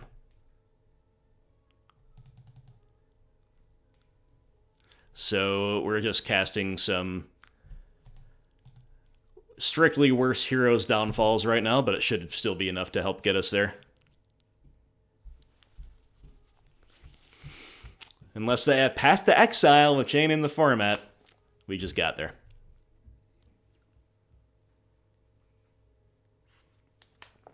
Cool. All right, well, it's back to the hedged sideboarding that I went over before in the previous round. Well, let's not get those lost in the mix. Let's get a clear picture of exactly what we want. So I think what we settled on the draw was 2 of the 3 Remorses, 1 of the 2 Harvesters, and then player draw, we want all the Edict effects. I think we did this at the expense of Kalidas, and at the expense of at least a couple Scroungers, if I'm remembering correctly. We're also not as interested in leaning into the Knights, which can be a tempo blowout against their Stasis Snare and similar effects, and Gideon's Intervention and stuff. So with like get intervention effects, that's another reason to be hedged with like 3 ofs and 2 ofs rather than like this is better than that, so we play 4 of this and none of that. The way I'm seeing it anyway. I think we just cut like a Wanderer and called it good. Sure. Good enough for me. Good enough for this guy.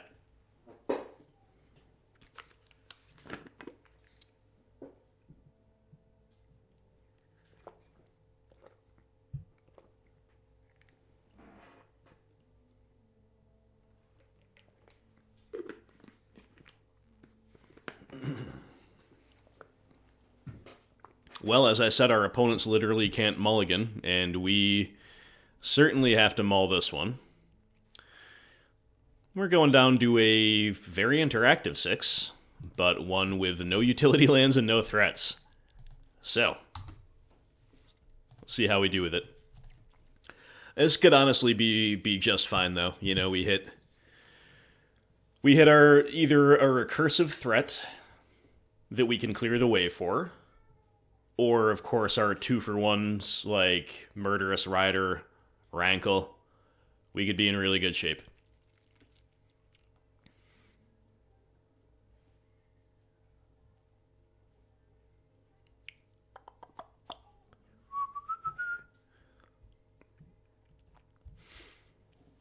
Instead, we draw Swamp number 4. You hate to see it. Thoughtseize You. Revealing. Are we getting monetized potentially again?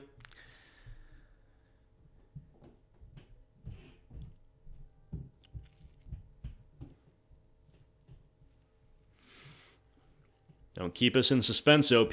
What you got? What you got? What you got? Okay, here we go. So they have a 2-lander. I think we're going to just have to deal with that Rest in Peace since they have all this action in hand. I don't think we can realistically afford to take it away. So I'm just going to take the Heliod. Worked out last time. It's the least redundant piece of their hand by far. We don't, right now, care about the Rest in Peace or the Baffling End. And they just resolve the rip.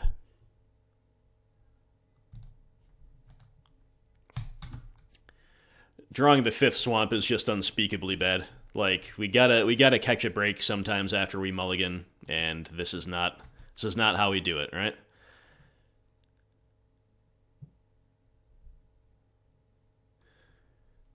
So, I actually think I'm just going to untap because I think it's better not to give the opponent their land drops. Like, we can make our land drops, and if we hit a Rankle on turn 4, then we're rewarded for it. But if we don't, then we are just, like, actively punished for making our land drops. So I'm actually just going to go Self-Inflicted Wound, pass, not making a land drop, and hoping that their top 2 cards that we don't know about, that they have one in hand and then the next one, are not lands. Because if they're not lands, then they have to play out the night, basically, to have a non-time walked turn, and they don't get value, so we're rewarded. Nice. Do we want to do the same to the other night? I think we do. As awkward as this is, I think we're just saying go. Like, mana screwing them is a thing. It's a way to make our mana flood less bad.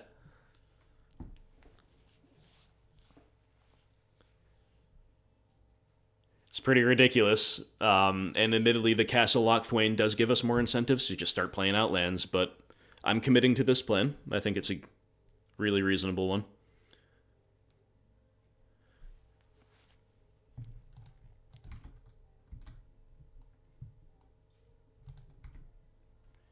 Okay, kill your knight. And they're way more likely to just play out their other knights, be like, well, they're trading 1 for 1, and the opponent doesn't have lands either, but little do they know, we've got all the lands. We've got them all. Alright, we've found a Scrappy. So, I think we're supposed to not play it, though, because that's a pretty good Baffling End target for them. I think we're just gonna keep, like, trying to deny them good turns. They have the 3rd knight, you gotta be kidding me. That's so annoying. But hey, at least we stopped 2 free tutors of planes. But really, the 3rd knight? Really? Really? Ah. Oh well. What are you gonna do? Alright, now we actually just have to draw a Rankle and we're balling. Self-inflicted wound? I'll take it. I'm just gonna keep the board clear. It's a fine draw. Wound into Scrounger. Baffling End the Scrounger if you want. We have the Rider coming down the pipeline, and we're trying to draw a Rankle.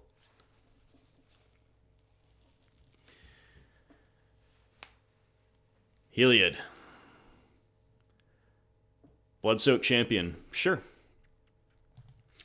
Anything that's aggressive right now is a pretty fine draw and also lets us dump out our hand. Getting Loch Thwain live earlier is good. And even though we got slightly punished by them having the 3rd knight, the fact that they have Heliod number 2 means we're really happy that in general we denied them those 2 tutor effects from the planes, right? Are they just going for Ballista here and no, they're playing Gideon Ally? Okay. It's pretty good. But we can attack him off the field.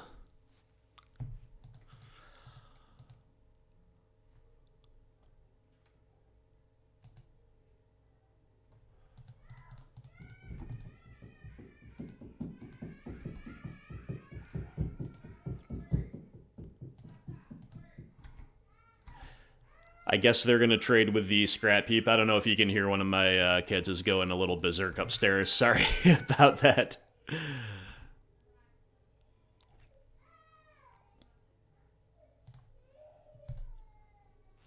So I think our sequencing should be this. We'll do that, then we'll draw, in case we find another 1-drop. Not quite, but close. A good draw. Grasp of Darkness, keeping the board clear is going to be really good right now. Okay, so opponent hitting all their land drops now. They still have a Baffling End.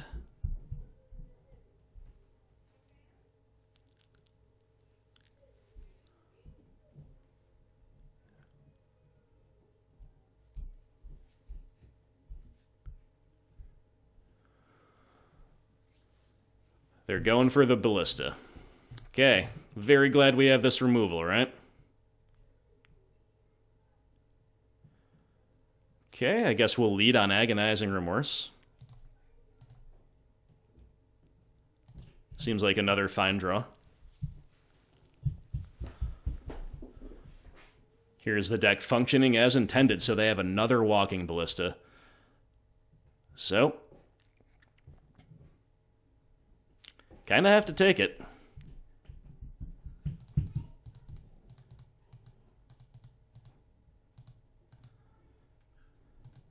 Then I guess we're better off attacking here, because maybe they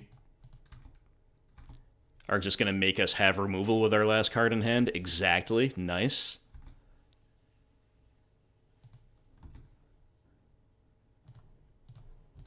So they get to clean up our board nicely here, yet again. It's the big problem with Ballista, and admittedly with Rest in Peace makes it so much better. But, you know, we've dealt with a Heliod and 2 Ballistas so far. We've battled through a lot. We've put them to 7. We've got Lockthwain to refuel. Let's just close it out. All right, Thoughtseize might actually be a good draw, but let's cantrip, or let's draw with, what's it called first? Sure, I'm going to Thoughtseize. Might whiff. Stasis Snare in response. Oh, that makes Heliod active? I thought that was just for style, basically, and maybe some other corner case stuff, but that is so rough. All right, now we need them to brick. They don't brick. They found a knight.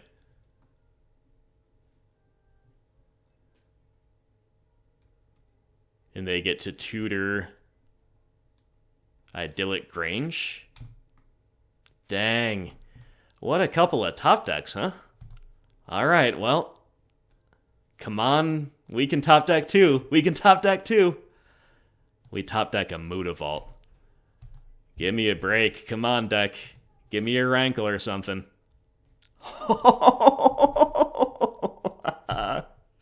Yes. Yes, Rankle. Rankle is the greatest. Unfortunately, we do have to cash him in here.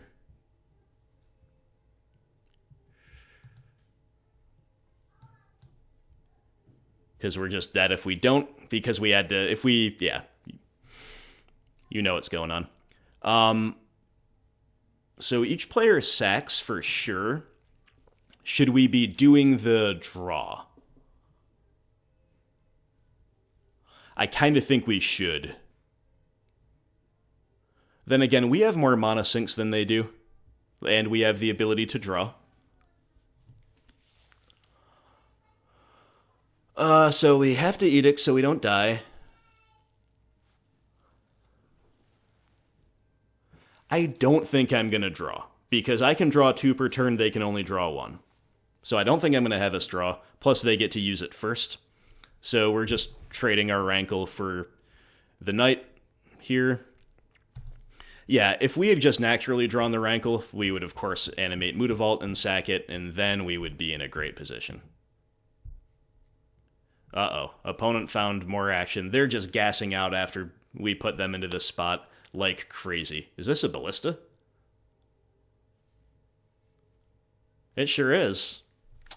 Well, that's dumb. Aren't we just dead?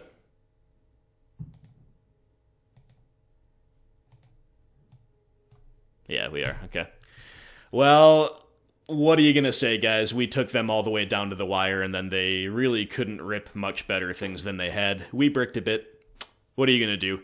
A feel-bad note to end on, undoubtedly. To end round 4 on. I'm sorry. That was only game 2. I'm getting all kinds of confused. It's very, very confusing when you play the same thing back-to-back near the end of a league, apparently, at least for me. So, anyway, we're back at it. Opponent's curve out was great there, and their top decks were great. Hopefully it won't be that way. We'll also be a little bit more advantaged than we were, because we're going to be on the play.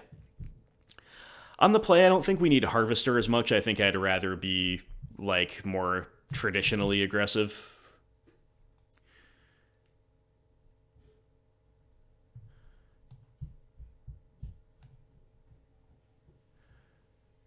We're going to do that, and then we were only on 5 discard the first time out with only 1 Agonizing Remorse. The first time we did this on the play. We could get another Knight back if we did this. I think I'm going to leave it in as is, though. They have a lot of things we do need to take away before they hit the field. I think this is good. Well, I stand corrected, guys. I just thought we lost round 4, but instead we lost game 2, and we're going to round 3. Or, excuse me, game 3 of round 4. I very often get, like, I say the opposite one that I mean, specifically for round versus game. I don't know why. All right, let's see a very, very powerful 7. We are due. This one's pretty good. I'll keep it. I've seen better, for sure. Like, it would be more balanced to have a discard spell and a utility land alongside this stuff. And again, opponents literally have not mulled, I believe, all league.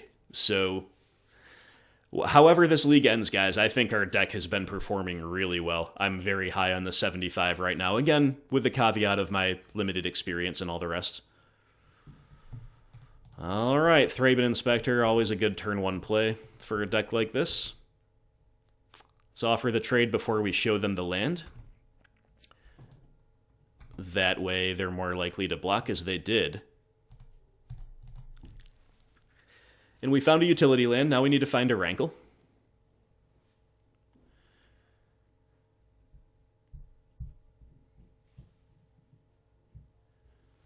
Okay, opponent has Nykthos into Rip. Okay. So, Thoughtseize. Alright, so our play was about to be attack with Mutavault, play Dread Wanderer, but I certainly think we have to Thoughtseize instead.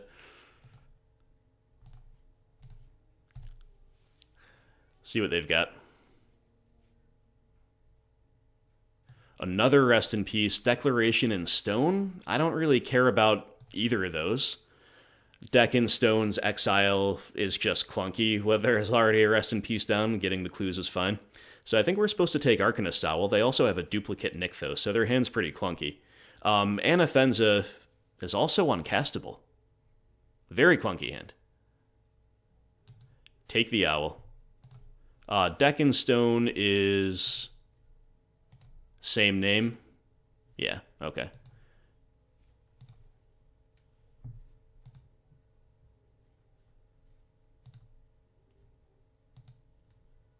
I guess we don't need the graveyard up. I'm just making sure I've got everything correct here.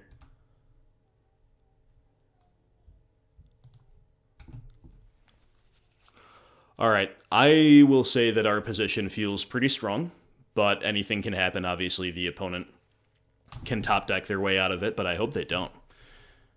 I was going to say the first thing they need to draw is another white land, and of course they instantly do. So, you hate to see that. Okay. So do we want to push Wanderer Mutavault, or do we want to Swift End Wanderer? I think we're going to do the former.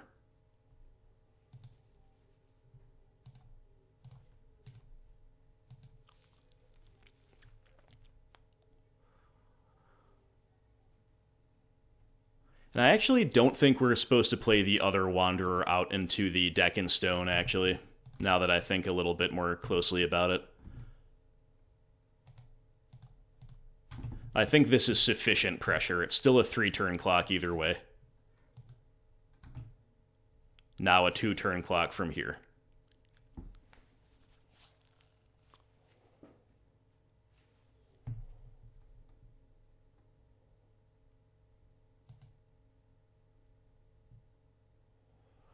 Hopefully this is just them having to crack a clue. It is.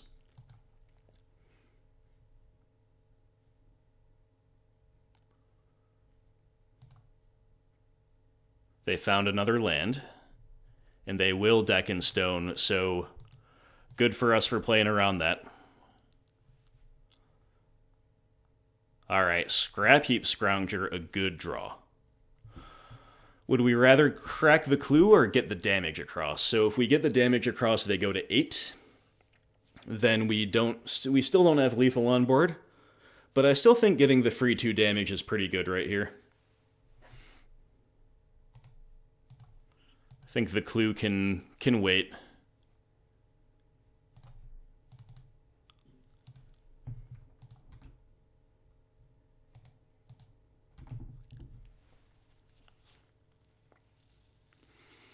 And it is lethal if we draw a Rankle and they don't have removal.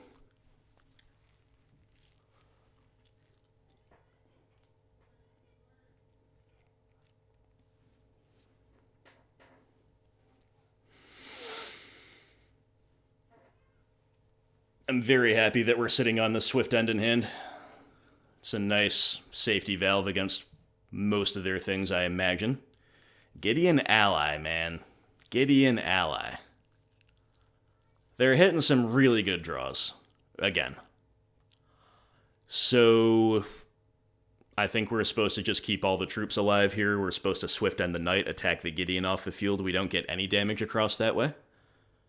Unless we want to attack with Mutavault rather than play Wanderer, in which case we actually get 3 damage across that way, which is pretty good.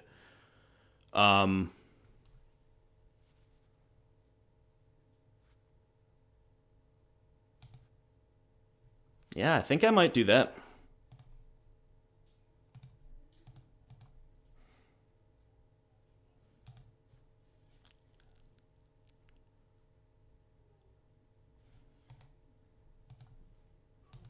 It's impossible to say without any more hand info what's best, but seems pretty good to me.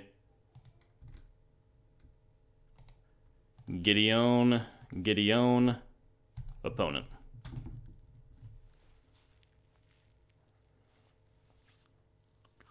See you later, Gideon. Now, opponent has 2 bricks in hand, but 2 unknowns. Please stop gassing out. Please stop gassing out. Knight of the White Orchid. That's a good draw. That's a really good draw. It gets them a land. It's an idyllic range. And it blocks us really well. Now what? Did they literally... Oh my god. They're just drawing action. These are beatable cards, but they're making us find action too. And they just cash in the other Nykthos to totally dump out the hand. Rest in peace. Liliana's Triumph, what a beautiful draw. Okay. So, one option is to just play Rider, and then we're holding up either Triumph or Clue and swinging for lethal next turn. That's probably the play. Another play would be to Triumph. Like, we could crack Clue, and then if that fails, we could either Triumph and play Wanderer, or we could attack with Mutavault and play Wanderer.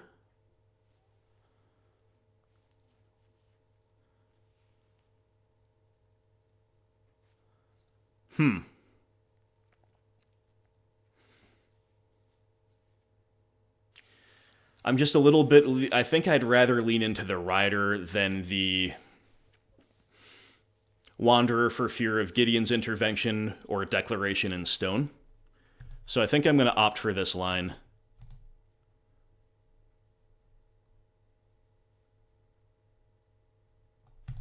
But it is a very, very interesting spot. Either way, Liliana's Triumph was a very good draw. Second only to, like, Rankle and Fatal Push in another Swift End. So, yeah, there are better draws, but very good. Self-Inflicted Wound would have been better, too, actually. Alright, opponent's gonna brick. Thraben Inspector, opposite of a brick. That prices us into the Triumph right now, I guess. Ooh, that's rough.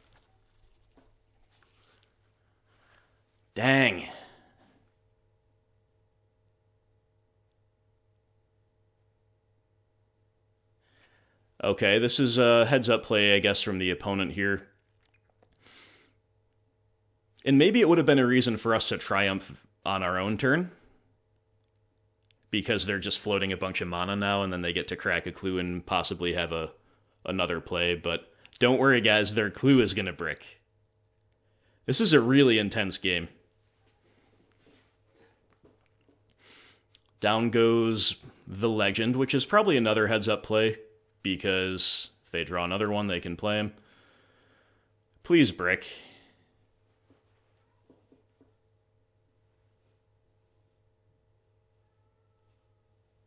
Okay, I guess they did. Alright. Kill spell. Rankle. Rankle seems good. Yeah, I guess we just dump out the hand attack with only Rankle. Or no, are they dead? Yeah, they're dead if we turn them all sideways.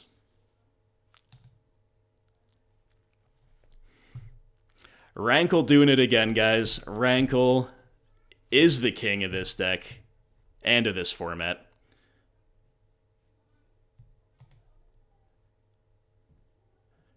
This is it, right?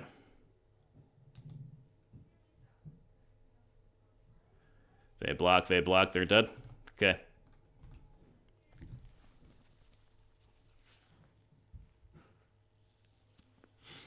I don't know of any one mono white interaction. If they have it, we maybe just punted, but I don't think it exists.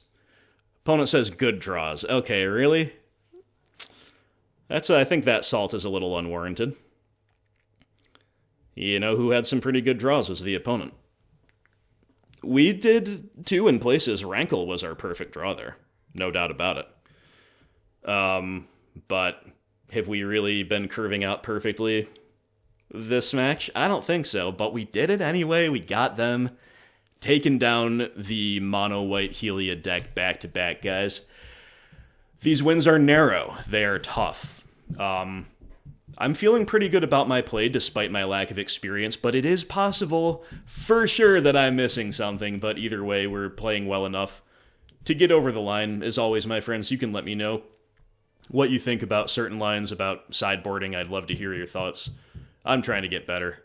But we've cashed our league. We've cashed our return to Pioneer, and there's still an opportunity here for a 4-1, but we're probably not going to get it with a 6-lander. We've also mulliganed like 5 times now if we mull this, and the opponents have not at all. So I'm happy. I'm happy with how our deck is looking. I do think we have to mulligan a 6-lander. And we have found a pretty decent 6.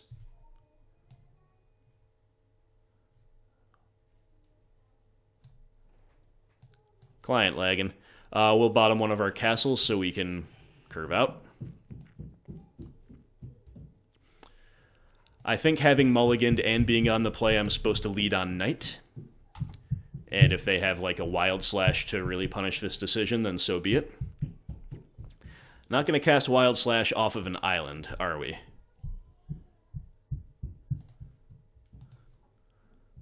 Let's begin with a Thoughtseize, see what we're up against. They will opt. Okay, there's only one spell in hand. It's a Teferi. So let's attack and then figure out exactly what it is. Probably blue-white control. It sure is. Well, I was hoping for a quicker one at the end here. It has been a long league, but I think this matchup's okay.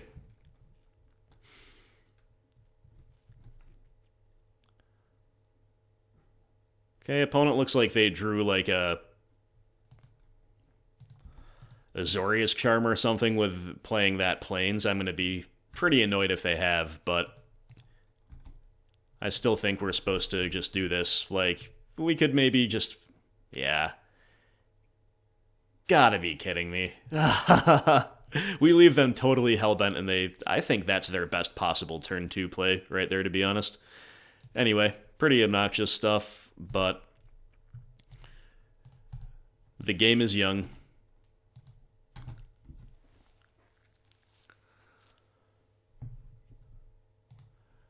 End step, they cycle Irrigated Farmland.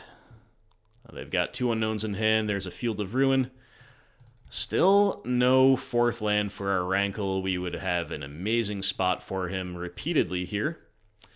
I think we're supposed to get our Scrappy down rather than pump the Knight.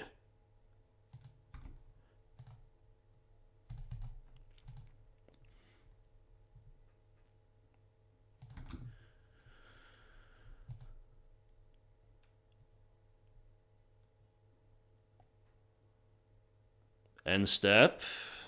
What on earth is this? Draw 2? Dig through time. Their draws have been amazing. I am prone to getting a little tilted against control decks when I'm on a Thoughtseize deck, so I'm going to try to keep that under wraps. But again, I think if we're trying to be objective about this league, we've seen ourselves mulligan a lot more than the opponents. We've also seen, the opponents have never really given us much of a break in their progressions, and we're still staying really competitive. So I'm saying that not to complain, but to point out that I think Mono Black Aggro is awesome, and I really like the 75 that I'm on right now. Obviously, Dig Through Time, once again, kind of the best card they could have. That Azorius Charm, though, was really what started the downfall here, because they not only tempoed us out really hard, they also let themselves cast a dig on curve. Now they've got Castle, and we can't hit our fourth land.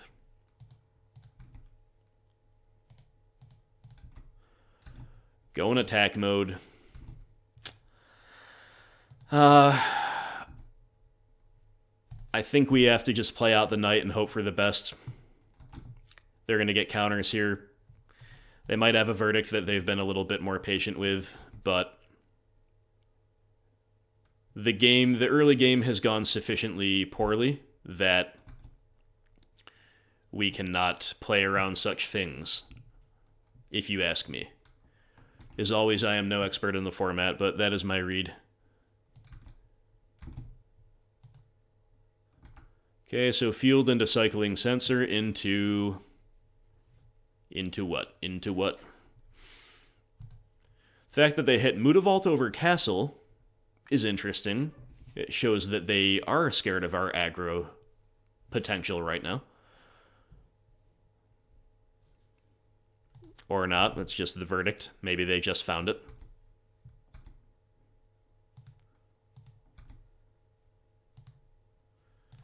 Okay, it's only a 2-for-1 because Scrappy comes back. Still pretty bad, though. But hey, Rankle. We got a window for Rankle. Let's see if we can resolve him. Nice. Rankle is literally just always the best thing to do in this deck. Alright, we get a card out of their hand. We'll lose our Fatal Push, which is pretty dead. And we're making them really have something else here. There goes the fountain we knew about.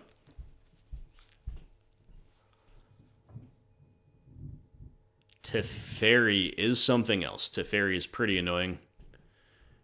It guarantees that they stay alive. It prolongs the game.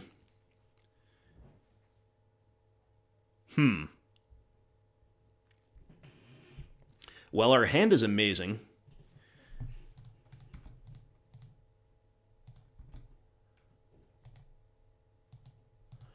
We're just going to attack. Azorius Charm. Dude. Get this crap out of here. Oh, it's so tilting. Yep. Nothing we can do about it. And now this is a total damned if you do, damned if you don't situation. I think we have to pivot to trying to play for the long game. We're going to swift end the Tef. I can't bring myself to just, cast a Rider and not get a 2-for-1 or to cast a Scrounger and have a really underwhelming turn. They just have a Dream Trawler main deck. You gotta be kidding me with this stuff. You gotta be kidding me with it. Oh, man, okay. I said I wouldn't tilt. Let's no longer tilt. So how do we beat this card? The answer is almost certainly that we don't. But we could draw an Edict effect.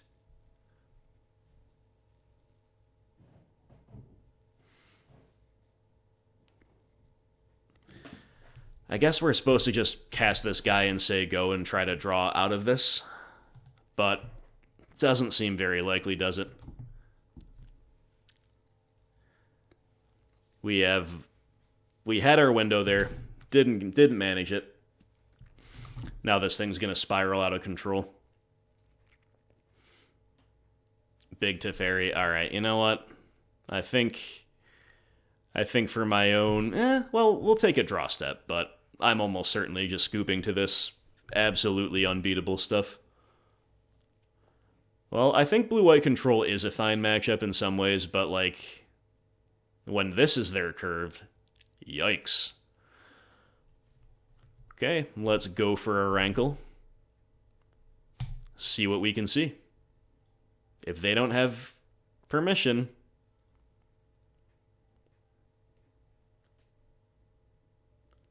double opt, that's promising for us. Okay, unfortunately we do have to attack the opponent, so we get the Edict effect. We'll send the Rider at Teferi before the Rider goes down.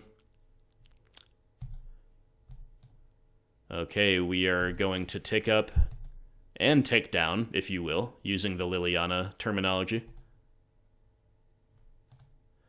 Lose this Bloodsoaked champion that we just drew.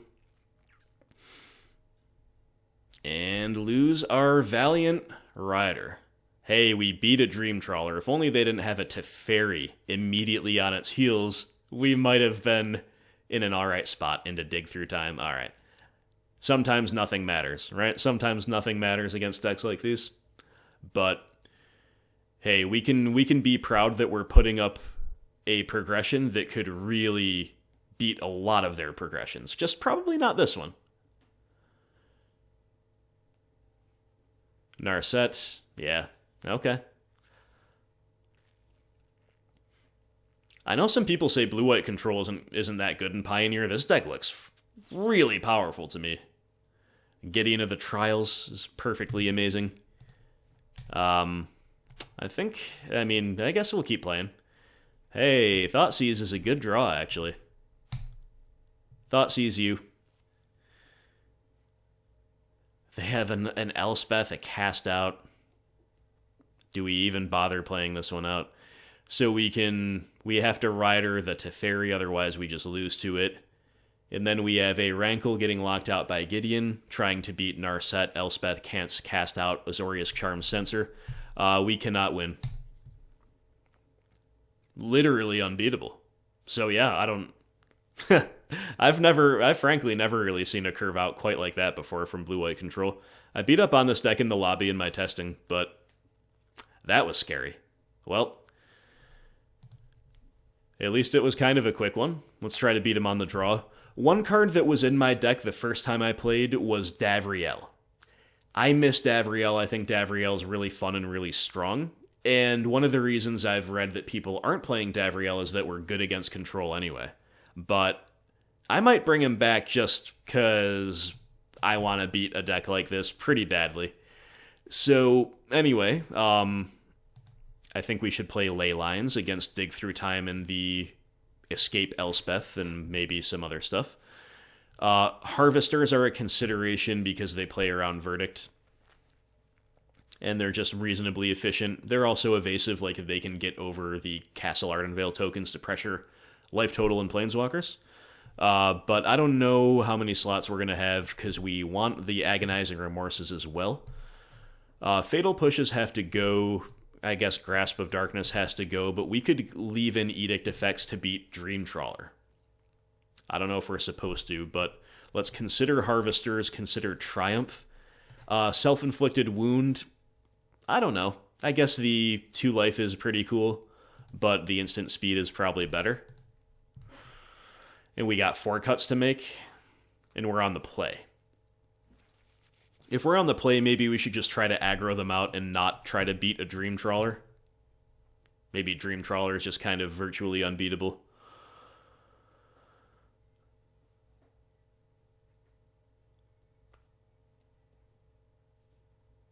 Knight of the Ebon Legion once again feels like kind of the card that these white decks are pretty good at handling with their exile effects, and a lot of them at instant speed. Especially vulnerable to getting Azorius Charmed, so if we're going to cut away threat, it should probably be those guys. Alright.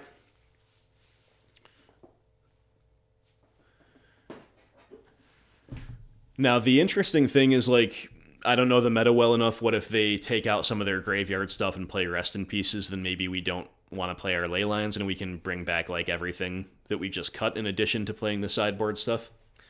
That could be cool in Game 3 if we get there. Well, we've got a ley line hand, and it's pretty good otherwise if it draws lands, so we keep. We only need to draw 2 lands in, like, the first 4 turns, so...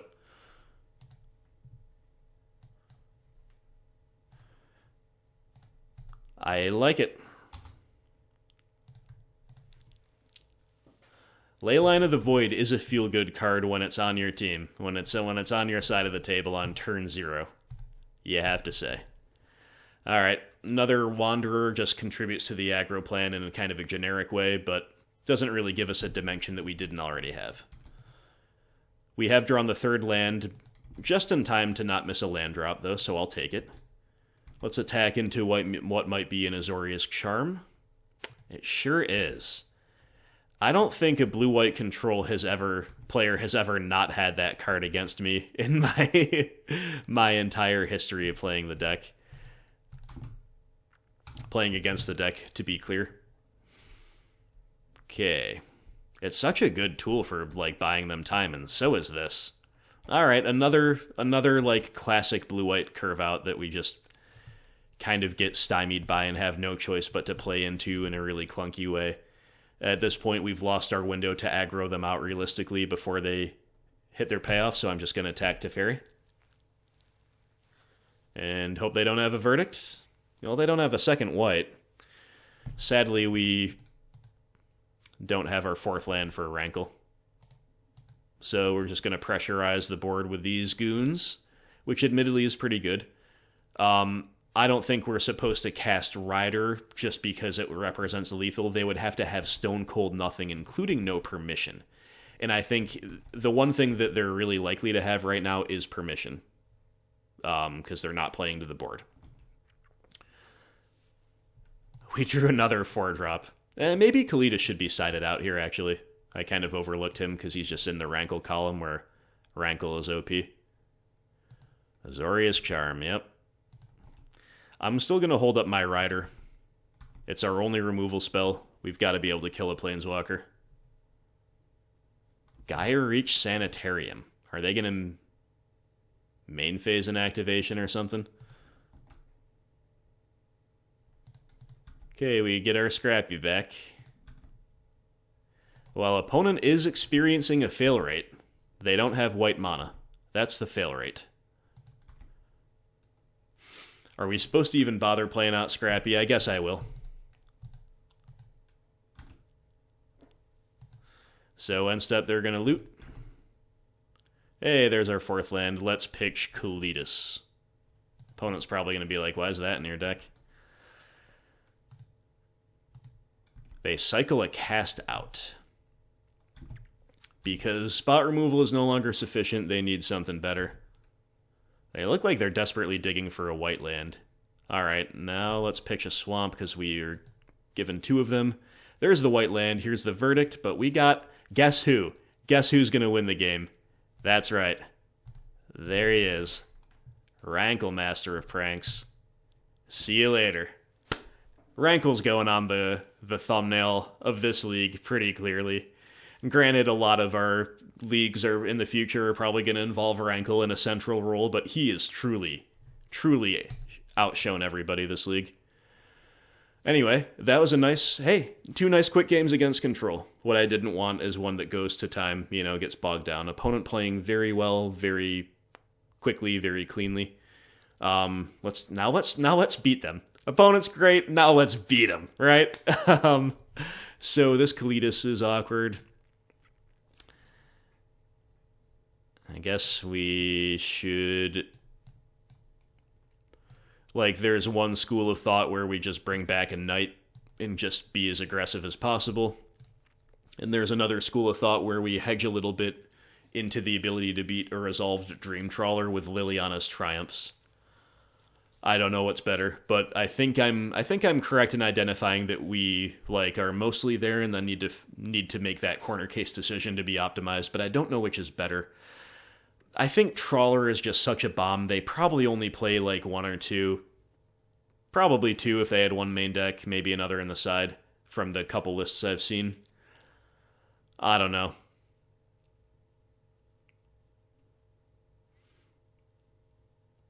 I think I'm not going to play a Liliana's Triumph. It's too narrow. Kalidas out. Knight in. Let's rumble. Maybe the opponent will take their first mulligan of the entire league. Wouldn't that be cool? What if they made up for all the missing mulligans that we weren't given in the earlier rounds and they just mulled to like 2? It would only be fair, right? I'm only asking for parity. I'm only asking for fairness. Opponent keeps 7, obviously. We've got a sweet 7. It doesn't have ley lines, unfortunately, but it's got most of the rest of the stuff we want to see. Certainly can't mull that away.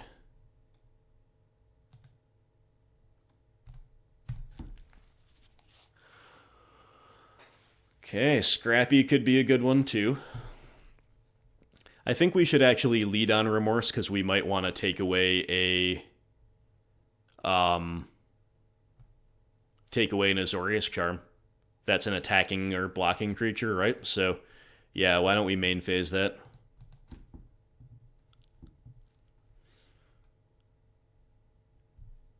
So it's just getting censored? Yeah. Alright.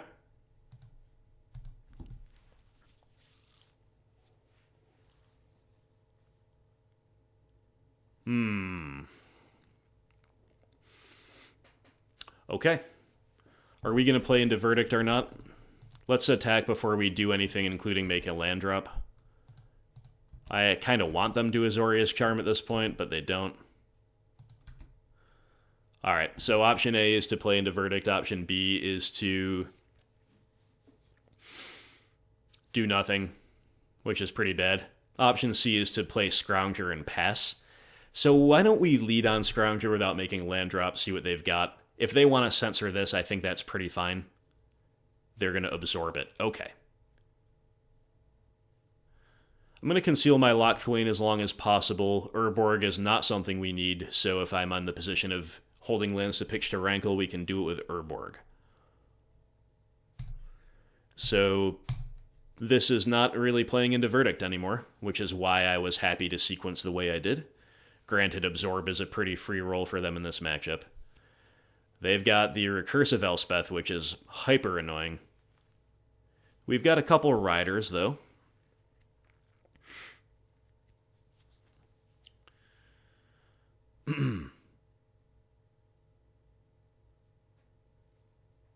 Dang. Yeah, just such an annoying card.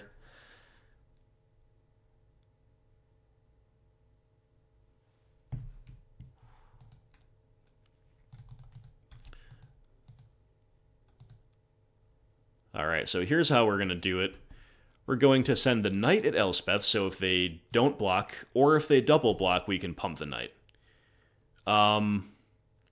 The Wanderer, therefore, could also go at Elspeth, because then if they double block the Knight, she can't make more soldiers.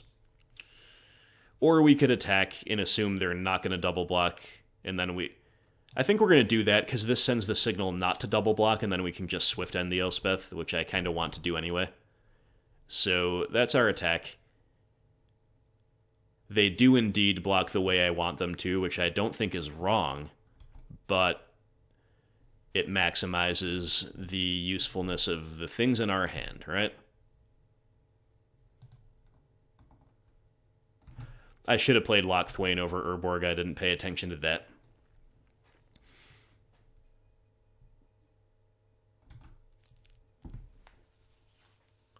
And now they just fill up the graveyard. They'll eventually escape her again. Or will they? Rest in peace. Yikes. That's pretty bad for us right now. And we just are flooded, man. We're just flooded. Awkwardly enough, I think we're supposed to deploy this. Risk getting blown out by a Verdict, which is a lot scarier now, but, you know, making them have one is all well and good.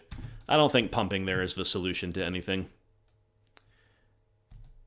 I guess they haven't verdicted us this game. That was last game. Whatever. I'm beat.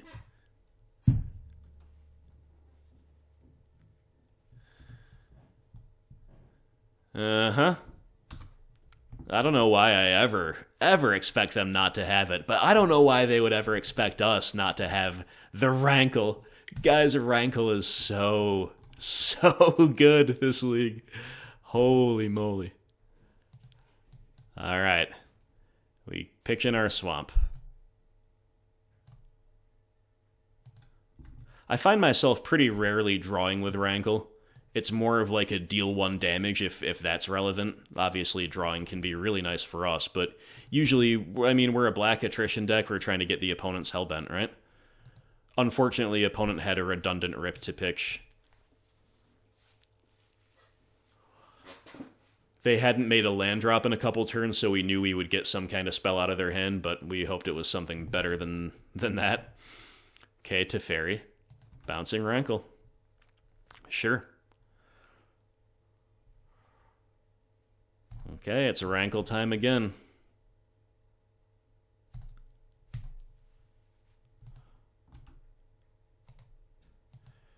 Pitching a land again.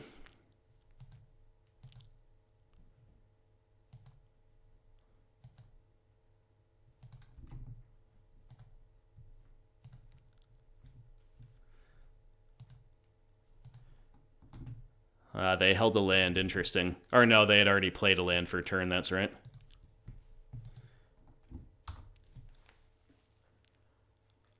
Okay, we just keep drawing lands, which I guess is pretty fine. Ooh, maybe we should have tried to swift end main phase. I don't know. We'll see.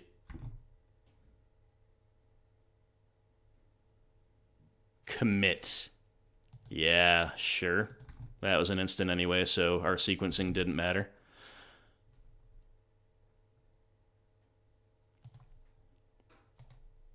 Okay, now we are swift ending and casting Rider. You love to be able to do that on the same turn. So commit is second from top, is that right? Leyline of the Void's pretty bad.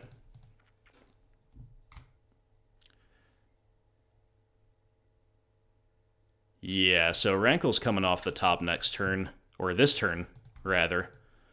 So we know what we're going to draw off Loch Thwain, so there's no reason to main phase it. Just attack with the Rider. There's also no reason to cast this Leyline of the Void. So we're representing like a swift end pretty hard here.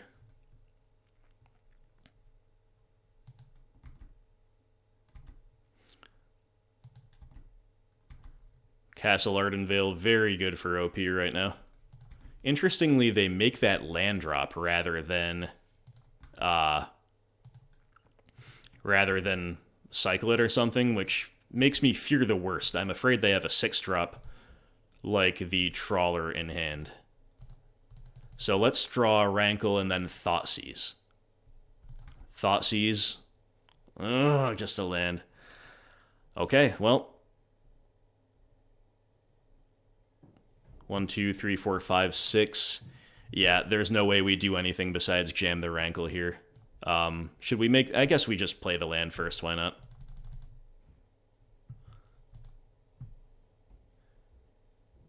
Absorb, dude. Ooh, that's a rough one. As long as they don't have the Trawler, though, I think I'm okay. Like, we're still in the game. But you know what they have, obviously. Obviously, guys. There's not much more we can do. We're playing, I think, well. We're doing the right things. Oh, and they have exactly 1 card in hand to protect this stupid thing.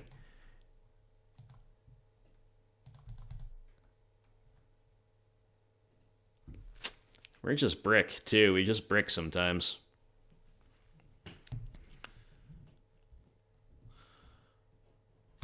Alright, I guess we have to kind of wait for them to go shields down somehow, but the opponent seems like a pretty savvy player. I kind of doubt they do. Unless they, like, try to put together lethal here. Okay. Great. Oh, man. Again, we're not tilting, but Dream Trawler tilts me. What's up with these card images, by the way?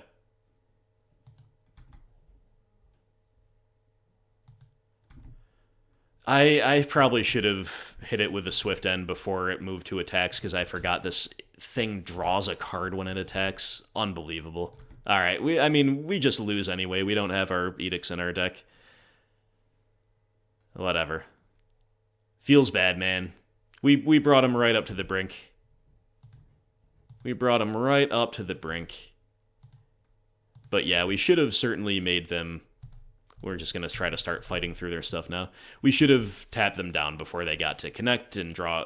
Like, connecting is whatever. I didn't want them to draw a card, though. Doesn't matter, because we're just breaking off anyway. Alright, well, you know what, guys? I've said it before, and this is just me trying to rationally assess the league. We mulled about 4 or 5 times, if I'm remembering correctly. Opponents took 0 mulligans over... How many games? Well, we'll find out at the end. I think all of our wins were 2. I think they're all 2-1s except maybe round 1. Let's look here at the... Yeah, so 14 games. Opponents took 0 mulligans over 14 games. And at no point did I feel like, wow, opponents really bricking. Genuinely didn't. Again, not the most experienced Pioneer player, but hey. We kept pace with some really good progressions with a wide variety of decks, despite me not being an expert in the format, and honestly, the deck feels really, really good. I think we can safely say we were on the wrong side of variance compared to the opponents in general as a collective. We had some good Rankle top decks or some good top decks of the missing lands for Rankle. Beyond that, I didn't really feel like we were nut drawing people. Like, in some of my test games, I'm like, I can't really lose to any deck in the format with this hand that I can think of, and we didn't see any of those hands today. That said, we did see some hands that were, like, good enough to get there, and I think that shows the power of the deck, that even when we are on the wrong side of variance in a couple different ways, not in any major way, but I think overall that's clear. And when I am not a master of the archetype, we are still putting up a nice, solid 3-2, so there you go, guys. I didn't see any deck where I wanted to bring in the Witch's Vengeances. That is the most recent addition, and therefore, if we're just taking this league in isolation, it is maybe one of the things that could be revisited if we need something else. How do we beat Dream Trawler? Do we want to dedicate... any cards to that matchup? I think I would rather just play Davriel to beat Blue-White Control. But you guys can let me know what you think. You guys can let me know what's going on. I explained, I believe, after round 1 of this league, my off-camera 3-2. That was another one where I had a really feel-bad loss. A lot like this one to Blue-White Control. Only that one took a lot longer. So I'm pretty interested in beating up on that deck. I think I'm going to put a Davriel in my deck, and... maybe in place of a Witch's Vengeance. I don't really know. But anyway, guys, that was a really fun league. A little bit of luck goes our way, and I do mean a little bit, and I think we're coming out with a 4-1. And I think the archetype is great. I think it's fun. I think it's a great way to learn the format, and it's also going to reward expertise. So I plan to play it more. I hope you out there are having fun and success with it as well. So, I don't know Pioneer well enough to give too much more of a wrap-up than that, so I'll let what we saw in the league speak for itself. I hope you guys enjoyed this league. Thank you once again to all Patreon supporters. I know that a lot of the comments lately have been clamoring for Mono-Red Prowess gameplay in Modern. Don't worry, that's coming up next, and then we're back to the BGX most likely after that in Modern. I think we've got a donation league or 2 cooking as we usually do. So, thank you again to the Patreon supporters. Patrons, do remember... we're all hanging out on Discord now. Come join us. And if you're a Mono Black Aggro player, you're always welcome in my Discord as well. Of course, you have to be a Patreon supporter to do that. But we do have a Mono Black Aggro channel and some other Pioneer channels as well. And if you're not a Patreon supporter and you can't become one, you can't afford it, that's okay. There's all kinds of other great resources out there. You can always ask me questions in the comments. I'm not trying to paywall anybody out of any of my content. I'm just trying to give my patrons a perk. And there is the Mono Black Aggro Discord that I mentioned earlier that is open to the public. I'll put that in the pinned comment below. So anyway, guys, that was our league. Hope you enjoyed it. I had fun, and I hope you did too. I will talk to you soon. Hope everybody out there has a wonderful day.